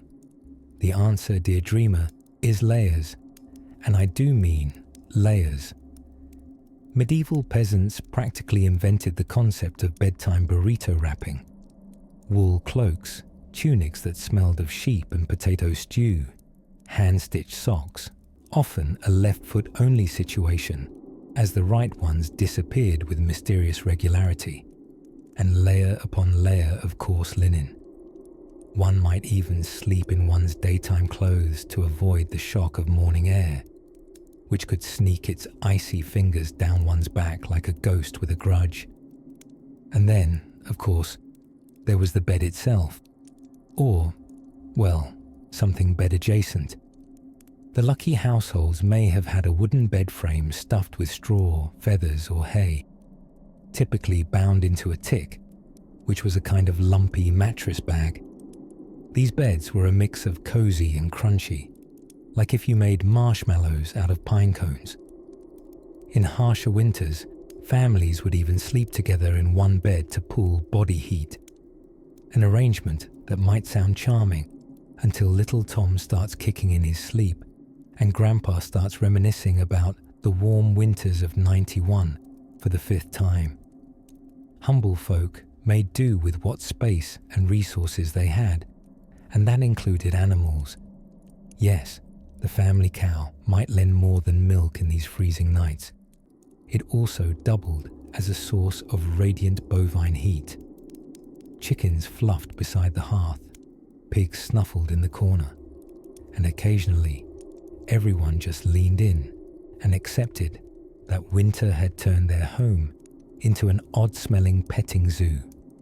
It was not uncommon to have a chicken roosting on a beam above your head, eyes following your every movement, judging your blanket choices. And who could forget the occasional goat complaint at 2 a.m., bleating its disapproval of someone stealing its warm hay nest? Speaking of warmth, perhaps the most overlooked sleeping delight, the humble bed warmer. These were pans filled with embers, slid between the sheets right before bedtime. The idea was sound, the execution less so. Too much ember, and suddenly your tick was a torch.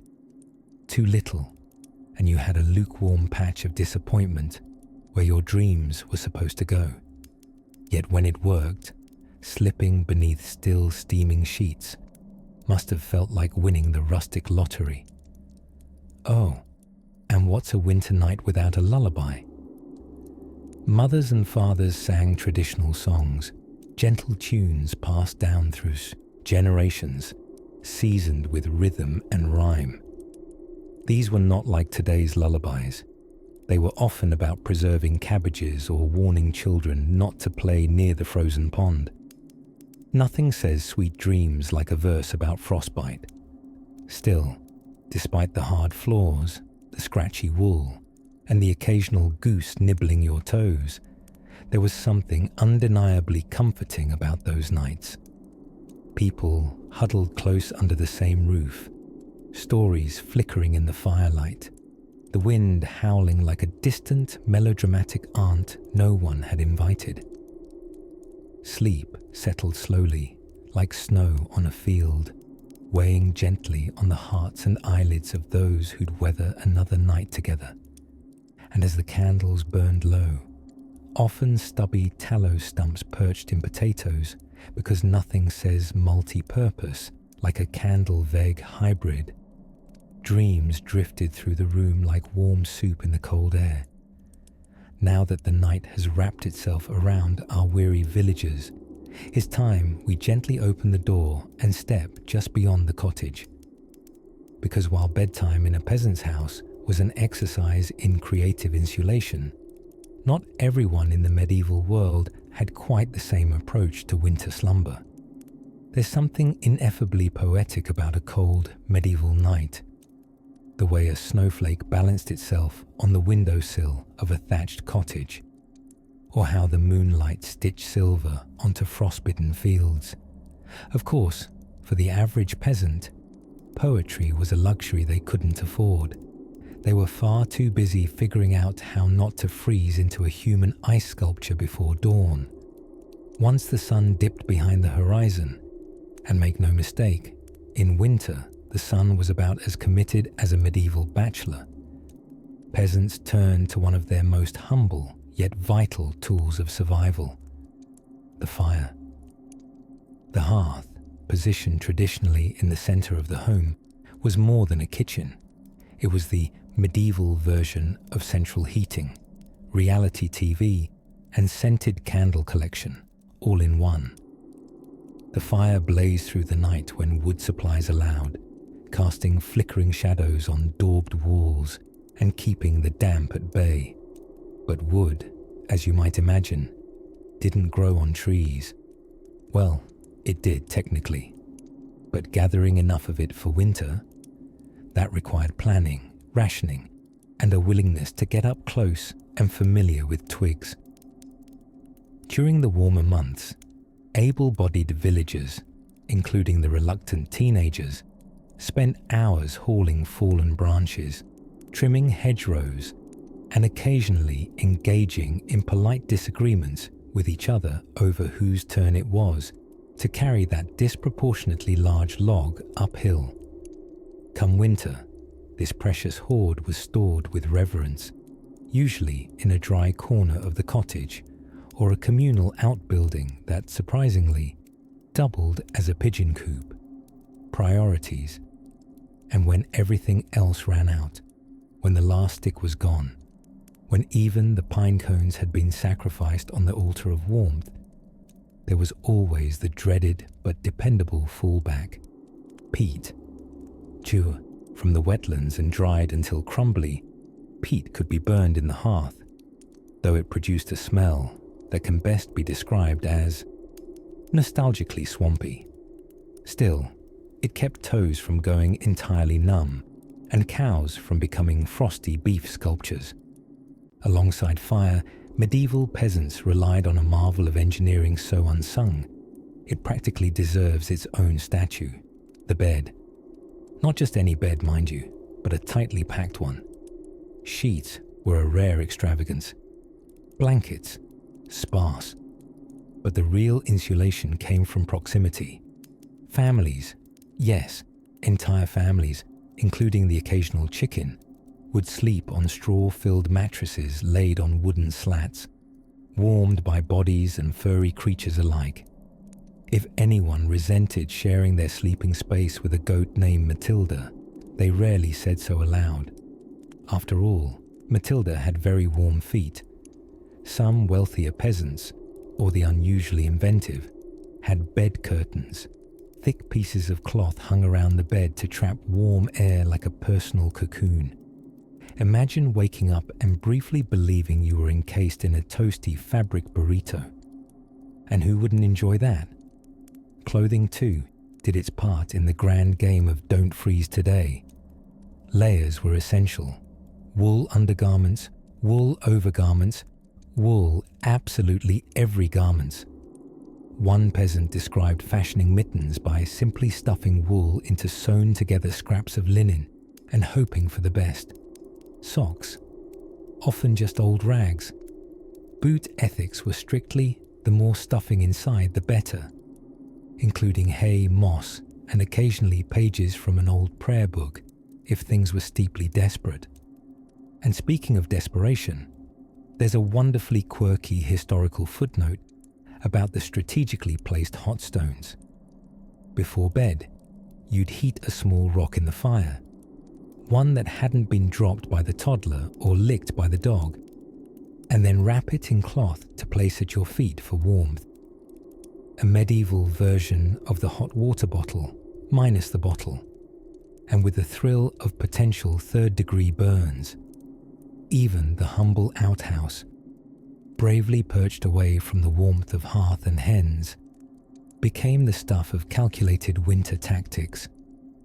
Venturing outside in pre-dawn frost required layers, courage, and possibly the moral support of a neighbouring villager named Hugh, who happened to be going the same way. Yet, despite all the hardships, despite unruly fires, freezing toes, and inexplicably aggressive geese, peasants endured. The human instinct to adapt, to cling to rituals and recipes, jokes and shared blankets, was stronger than any winter wind. And so, bundled in wool and wonder, clutching a hot stone under the stars, the medieval peasant endured another night, and dreamed, perhaps, of warmer days, or at least of thicker mittens. Now, just as our cottage fades into early morning mist, let's follow the scent of something heartier, something baking, perhaps, deep in the embers of a peasant's dreams. There's a certain kind of stillness in the heart of a medieval winter night, when the snow has blanketed even the complaints of the geese, and the wind forgets its bluster out of sheer boredom. It was in these quiet hours, when the fires sagged into flickering embers, that our medieval peasants found themselves wrapped in a particular invention of necessity, romance, and mild mutual resentment, the bed. But not just any bed. No. This was the family bed. A mattress stuffed with straw or rushes, or if one was particularly blessed, sheep's wool, that welcomed not only husband and wife, but children, infant cousins, an elderly grandmother, the occasional dog, and perhaps the odd chicken with seasonal boundary issues. It was a crowded kind of comfort. Personal space had not yet been invented, and if it had, no one could afford it. You see, the blazing medieval fireplace, dramatic as it looks in illustrations, was less central heating and more the room's single attempt at warmth. If you're sitting 2 feet in front of it while wearing a hat made of bear. So beds were where warmth was harvested. The more bodies, the more warmth. It was less a sleep system and more an affordable heating strategy with snoring, and sometimes drooling. The bed itself might have been a wooden frame, often with ropes crisscrossed to support the mattress. Hence, the very real origin of the phrase, sleep tight. They would literally tighten the ropes beneath the mattress every so often. Otherwise, a sleeper might find themselves slowly being devoured by their lumpy bedding throughout the night, like a very slow marshmallow snack. Beds were rarely the airy boudoirs of movies. Instead, tapestries would be hung to block drafts, bed curtains pulled shut if one was lucky enough to have them, and mountains of blankets piled like fabric fortresses against the cold. Some wealthier peasants, yes, those existed, might own a feather bed, but more likely, a family slept on something filled with hay, which, as you might imagine, doesn't make for the least itchy experience. They coped by layering cloth over the straw and quilting it down to limit mischief-making prickles or unexpected ticks. Sleeping was quieter than the day, but rarely peaceful. There were snores, soft arguments about foot placement, and nightly negotiations over who stole the blanket.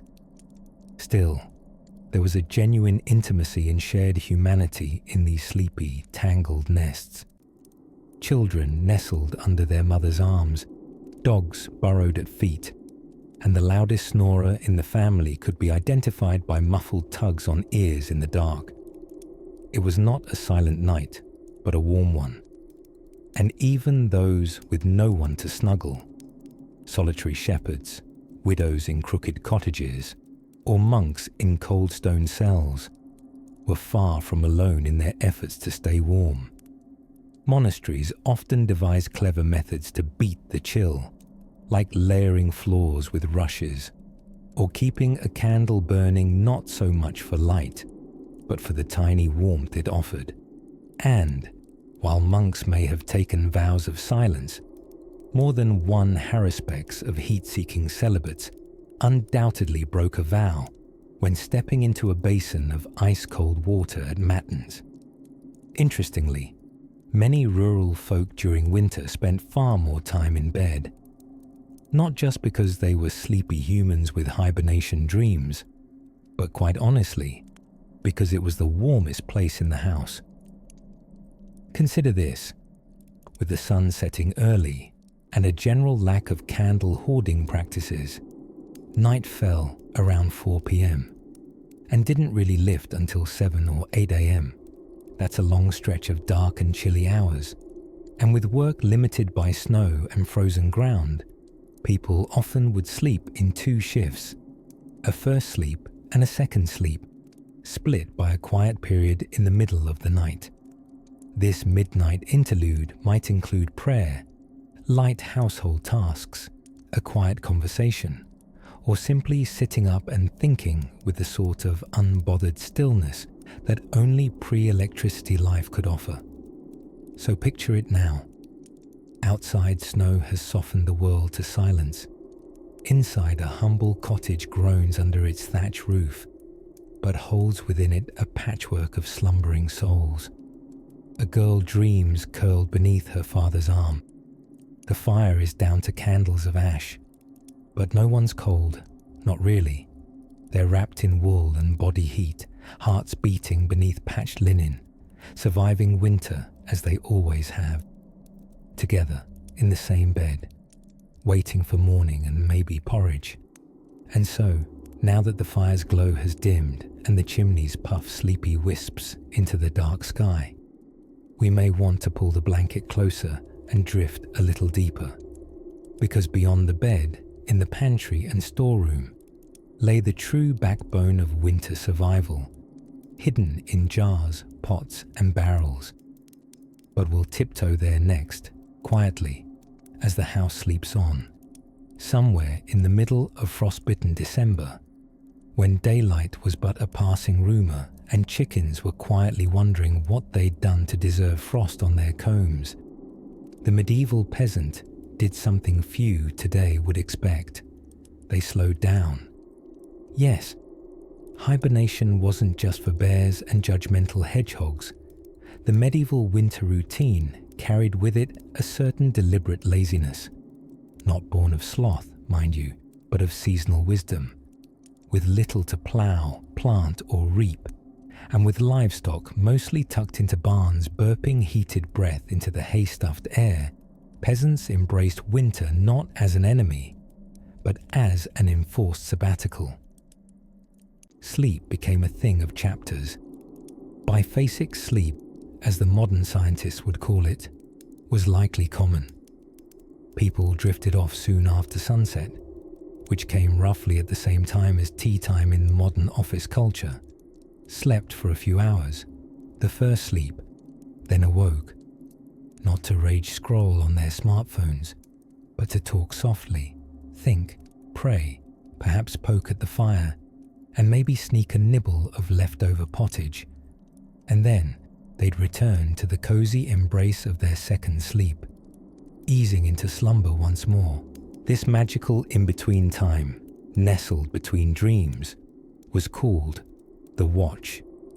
But unlike dramatic television shows or neighborhood patrols, it was neither dangerous nor time-consuming. It was a pause in the night, a dreamy, thoughtful interval that allowed the soul to unfurl like a frost-coated fern in reverse. And keep in mind, the warmth of a home depended greatly on what it was made of, and even more on who was in it.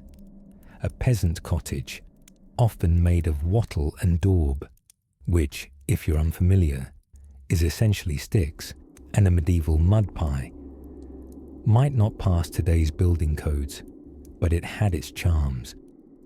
The thatched roofs, thick with straw and often gifts from nesting rodents, offered excellent insulation, and smoke, though irritating to modern lungs, hung in the air like a lazy woolen shawl, warming the rafters and discouraging too many spiders from becoming lifetime tenants. Inside, the fireplace was king, or perhaps duke if one was being modest. The central hearth was the heartbeat of the home, burning with wood, peat, or whatever combusted with enthusiasm. Fire was less a source of light and more a creature to be appeased, constantly fed, coaxed, protected. Embers were carefully banked before sleep, nestled under ashes to keep their gentle glow alive until morning. In emergencies, hot coals were even lovingly borrowed from neighbors, carried home in pots like warm little secrets. Underneath the roof, entire families, and sometimes a chicken or two, piled together on straw mattresses, wrapped in blankets, cloaks, and shared warmth. That kind of closeness does wonders for body heat, even if it occasionally resulted in someone's elbow in someone else's ear. Children were notably good at claiming the warmest spots, often in flagrantly horizontal sleep, poses no adult could manage without a 3-day recovery period. Clothing became blankets, and blankets became fortresses. Woolen garments were never far from reach, and many people simply slept in their day clothes, with all the elegance of a bundled-up turnip. Linen nightshirts were a luxury, most just borrowed and hoped for the best. Toes might resemble little icicles by morning, but as long as noses weren't entirely frozen, things were looking up. Meanwhile, outside, the village rested in stillness. The fields lay fallow beneath a pale, crusted snow. Footpaths disappeared under drifts, only to be found again by memory and daring. Nocturnal creatures ambled through the dark, sniffing old hollows and pondering if spring was merely a local legend. The moon, on clear nights, lit up everything in silver: fences, thatch, even errant cow pies, and the silence rang louder than music ever could. But within the cozy homes scattered across leafless countrysides, winter wasn't just a battle to endure. It was a rhythm to follow, a hush to listen to. With hands stitched into mittens and dreams stitched into the seams of the night, peasants waited, not in fear or misery, but with a certain gentle patience, because spring would come when it was ready, and until then, there were warm fires, thick stews, patchwork dreams, and that curious in-between time when night split itself like a loaf and sleep came in tender halves. And nestled somewhere in that long winter's night, another survival secret waited just beyond the next story. The wind carried a certain sharpness by January, the kind that sliced through wool like a polite but determined letter opener. And yet, inside the humble cottages of medieval peasants, something rather miraculous unfolded.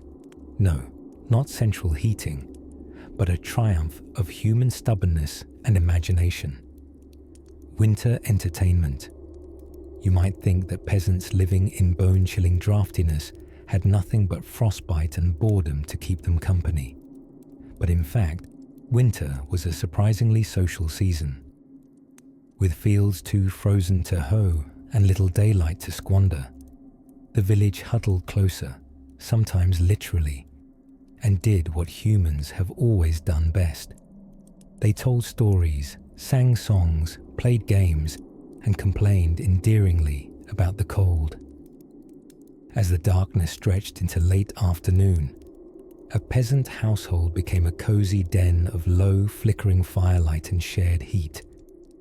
Candles were rare and precious, so thick with tallow that the scent of sheep lingered long in the air. But the hearth was the true heart. Here, children nestled on straw mattresses, stuffed with something vaguely softer than a turnip, and elders leaned forward in the fire's glow, ready to unravel yarns of suspiciously long-lived saints and mysterious beasts in the woods that may or may not have been exceptionally large hedgehogs. Enter winter storytelling. These tales weren't just idle diversions. They served as moral lessons, warnings about wandering too far, and subtle invitations to gasp at one's neighbour's cousin's friend who once saw a ghost near the pigsty. Evenings turned into theatre, performances forged from memory rather than script, with plot twists often dictated by who happened to sneeze at a dramatic moment. And when the voice wore out, there was always music. Imagine a room where a single-stringed fiddle might squeal its way through a medieval tune, a wooden flute joined in, sounding like a goose taking lessons in charm, and the rhythmic clapping or stomping of folk who'd never attended a music academy, but knew joy when they heard it. Now, let's talk games. For medieval peasants played not just to pass the time, but sometimes to forget that their toes were slowly forming icicles. One popular pastime was knucklebones, the ancient precursor to jacks and, loosely speaking, gambling. Actual animal knuckles were tossed and caught in dexterous patterns. Turns out, sheep weren't done helping the peasantry just because they'd been roasted. Sometimes, a dried pig bladder would be kicked about like a soccer ball, though outdoorsy winter games were often paused on account of blizzards or an aggressive neighbour's goat joining uninvited. If you were lucky, someone in the village could read, and letters from distant relatives, or more excitingly, tax notices, could be read aloud by firelight, offering rare excitement. And on long nights, with the snow muting the world like a thick woolen blanket thrown over the earth, gossip took on a sacred tone. Who winked at whom at the last Yule feast? Was the miller's wife smuggling eggs again? And what, pray tell, was that mysterious noise in the rafters? Rat or fairy? One of winter's quieter gifts to the peasant class was time with family. With less daylight labour and no crops demanding urgent attention, families, even those often splintered by toil during warmer months, spent long hours together. Children, bundled in hand-me-down cloaks stitched from whatever fabric hadn't yet disintegrated, played with homemade dolls stuffed with wool scraps or wooden animals carved by tired uncles. Even chores softened into rituals. Mending became communal, with every aunt and grandmother offering needlework, advice, and unsolicited comments on someone's stitching technique. Butter churning, less frequent in the colder months, still had its moments, especially when timed to coincide with storytelling, making each churn sound like punctuation to the plot. And under all of this warm noise and rhythm was necessity. One didn't survive medieval winters with warmth alone. One survived with connection. The same stubborn resilience that got them through harvests and famines got them through January's greyest days. So while you may be picturing a dark hovel with freezing feet and redundant goats, remember that even the harshest winters had their moments of joy. Medieval peasants didn't need Netflix. They had stories by fire, questionable music, knucklebones, and occasional gossip thick enough to heat a house. Tomorrow, we shall wander a little deeper into another corner of winter survival, a place where comfort met creativity, not in the fireside tales, but in something surprisingly sweet. Even in the quietest corners of a medieval village, winter had a way of intruding with its icy breath. The hearth might roar and the thatch might hold, but when the December wind slithered in under door gaps and through knotholes in timber, every belly rumbled and every toe wondered if it would make it to spring. And so, dear listener, to face the coldest part of the year, peasants leaned on a surprising secret weapon, the communal soul of winter. You see, while modern winters are often tackled with heated blankets and online shopping, in medieval times, the warmth came less from objects and more from each other.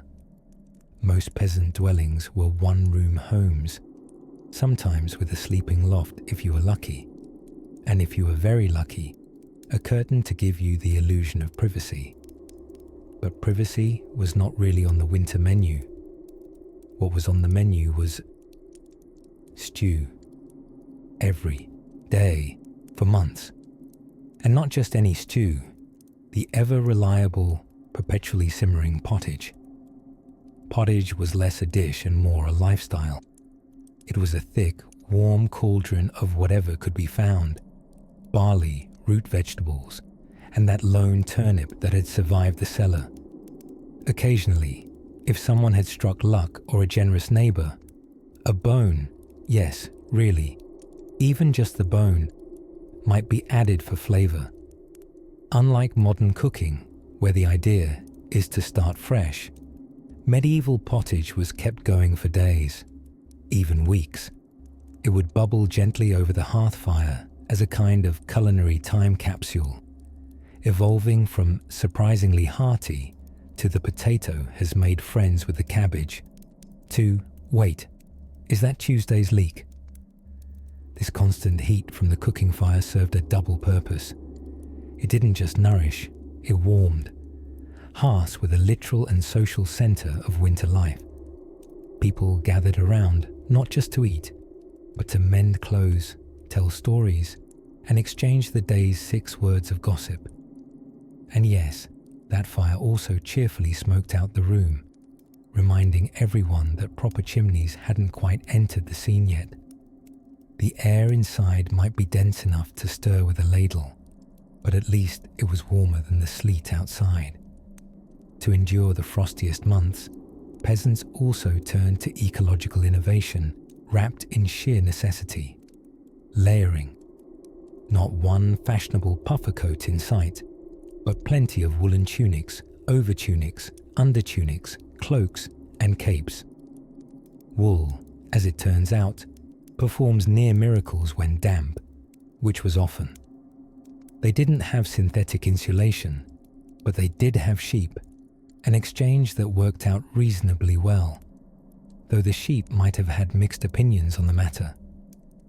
Peasant clothing was often made at home long before winter arrived, spun, woven, and stitched during the longer days. A family might collectively own a spinning wheel, or share one with their neighbors, keeping it busy during muddy season. Dyes were a luxury, so most garments wore shades of oatmeal, bark, or winter mud, a surprisingly accurate shade created naturally via daily living. Nighttime presented its own challenges. The cold had a way of nibbling at noses, even under the heaviest blanket of hay-stuffed mattress ticking and woolen throws. So families, sometimes extended families, would sleep tightly packed together, not unlike spoons in a ladle. Everyone from infants to grandmothers, and occasionally the aforementioned grumbling sheepdog, shared body heat. Not necessarily luxurious, but quite effective. And then there were heated stones. Before bed, a stone might be roasted near the fire and wrapped in cloth. Carried under a blanket, it offered a kind of medieval hot water bottle, minus the rubber and with a higher chance of confusing it with dinner. Of course, warmth wasn't just physical. Long winter nights were prime time for stories. Ancestors' tales passed mouth to ear in flickering firelight. They told of saints and serpents, heroic grandfathers who may or may not have stolen a ham during a blizzard, and the time the village priest accidentally blessed the beer instead of the bread. Every tale brought a bit more heat to the heart. It was these stories, woven as tightly as the homespun cloaks, that kept the soul from freezing. And so, between steaming pottage, neighborly warmth, and evening tales stitched with laughter, Peasants didn't just survive winter, they endured it with a rugged grace. Tomorrow's frost waited behind the door, but tonight the fire bled gold into the dark rafters, and the world felt soft, if slightly smoky. Let's keep the candle burning, a little deeper into the night, where flickering shadows reveal how winter festivals offered the peasants more than merriment, but something altogether brighter. As the snow-laced air whispered between timber-framed cottages and farm tools hibernated beneath blankets of frost, there arose one more peculiar winter survival tactic beloved by the medieval peasantry: the fine and centuries-old art of doing absolutely nothing. Or, to wrap it in woolly dignity, the embrace of seasonal idleness. Now, to be fair, peasants didn't just clock out for 4 months and sip mead by candlelight. No, their daily lives required labour whether the pumpkins rotted or the rivers froze. But medieval winters brought with them shorter days, longer nights, fewer farming tasks, and, well, a chance to sit still without the guilt of idle hands.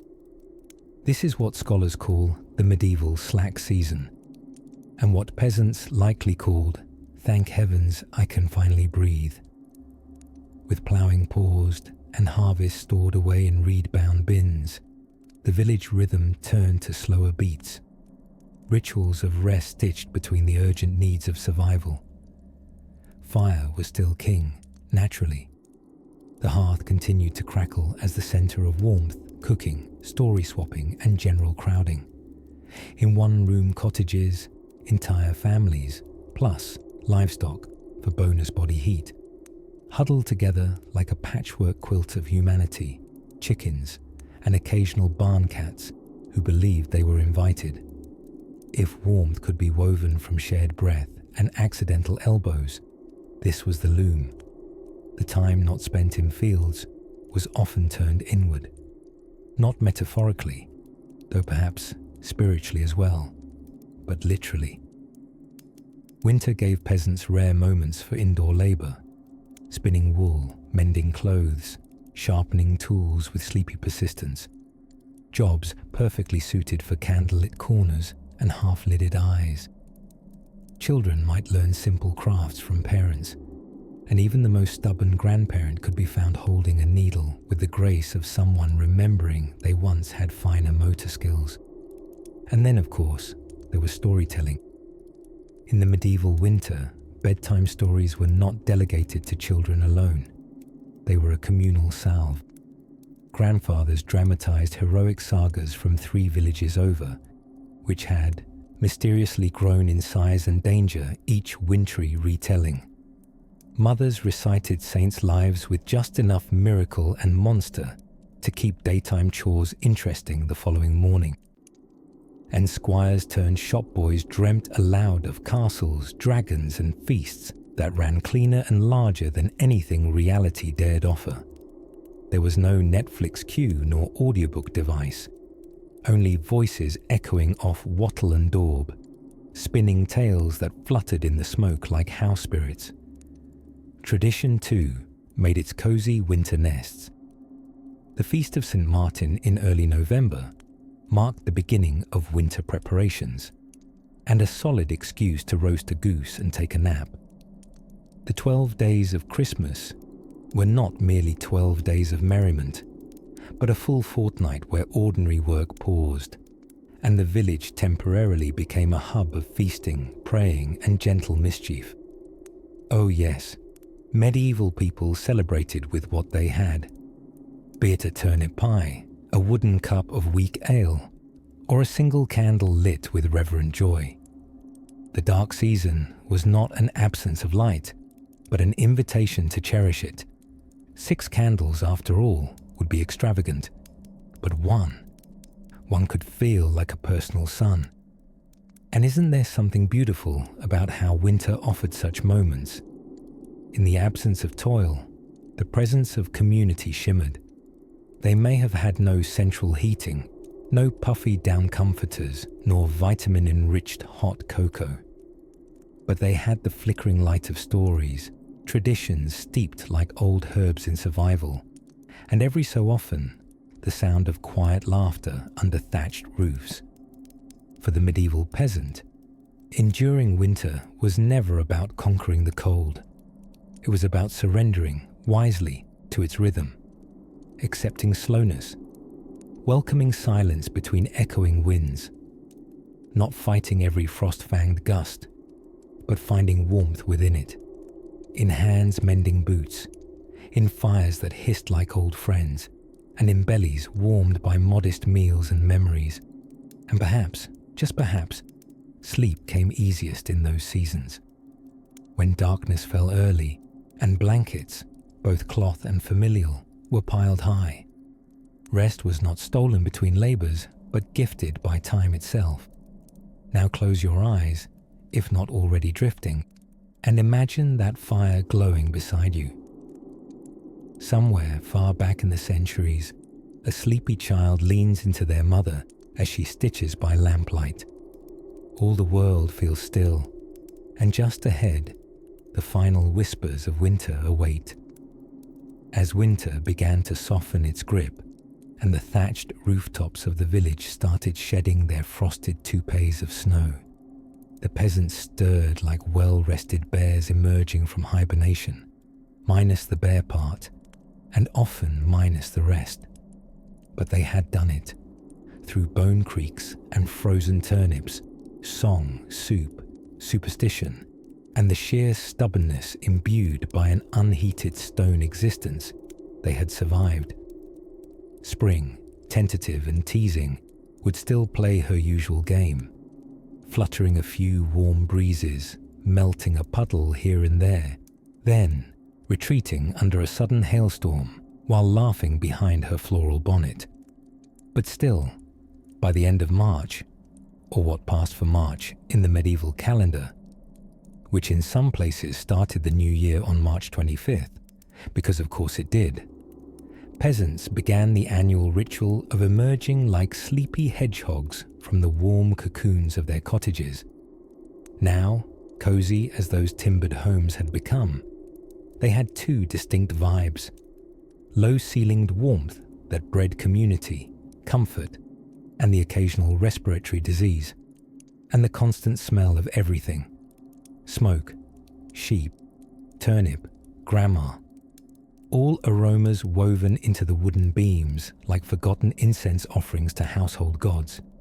Some might call it atmosphere. Medieval peasants called it Tuesday. Clothing was slowly peeled off in awkward layers. No, not like that. Think more in terms of woolen undershirts separating from underskin with the agony of old Velcro. And hair, previously matted into medieval dreadlocks, thanks to 3 months of chimney soot and hat sweat, was ceremoniously deloused with a bone comb and a good prayer. Children, bursting forth with the energy of 6 months, pent up in a room with goats and an uncle who told the same joke about bread every evening, were sent outside. Let them run in the thawing meadows, splash in the muddy but possibly charming ponds, and return smelling like sunshine, trouble, and frogs. But while spring meant hope and burgeoning pea soup schedules, it also meant work. In winter, peasants had merely done enough to survive, mending tools in drafty barns, twisting straw into bundles, and issuing vague threats to the chicken for not laying. Now came the great Thor to-do list: ploughing, planting, digging up the onions that had somehow fused to the cellar walls like forgotten prisoners. All of it was done with that peculiar mix of joy and dread, as if the land itself was waking up with a hangover and expecting breakfast. Village gatherings returned. The ale warmed over larger fires.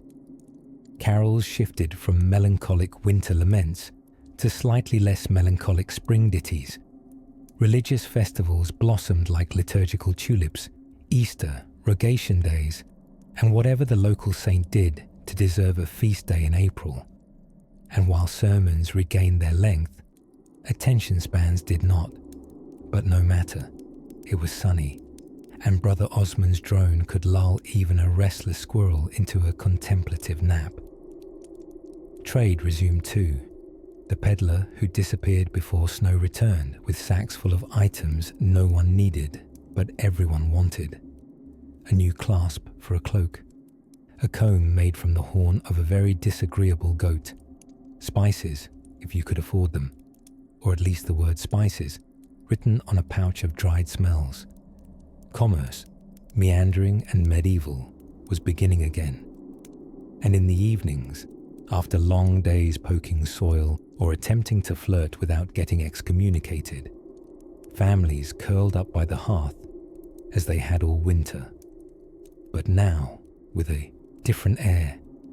Not survival now, but reflection. That quiet sigh of a season passing, endured once again without the world freezing over entirely or the pig dying unexpectedly, which was always a bonus. Stories flowed, tales of things half remembered and never quite true.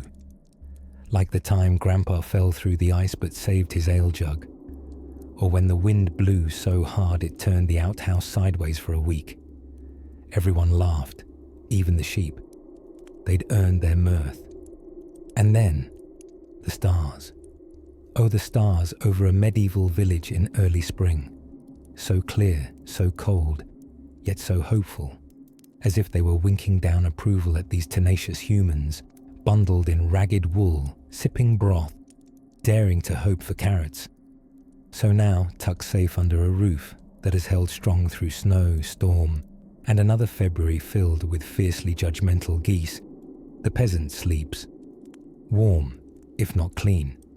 Full, if not fancy. At peace, if not quiet.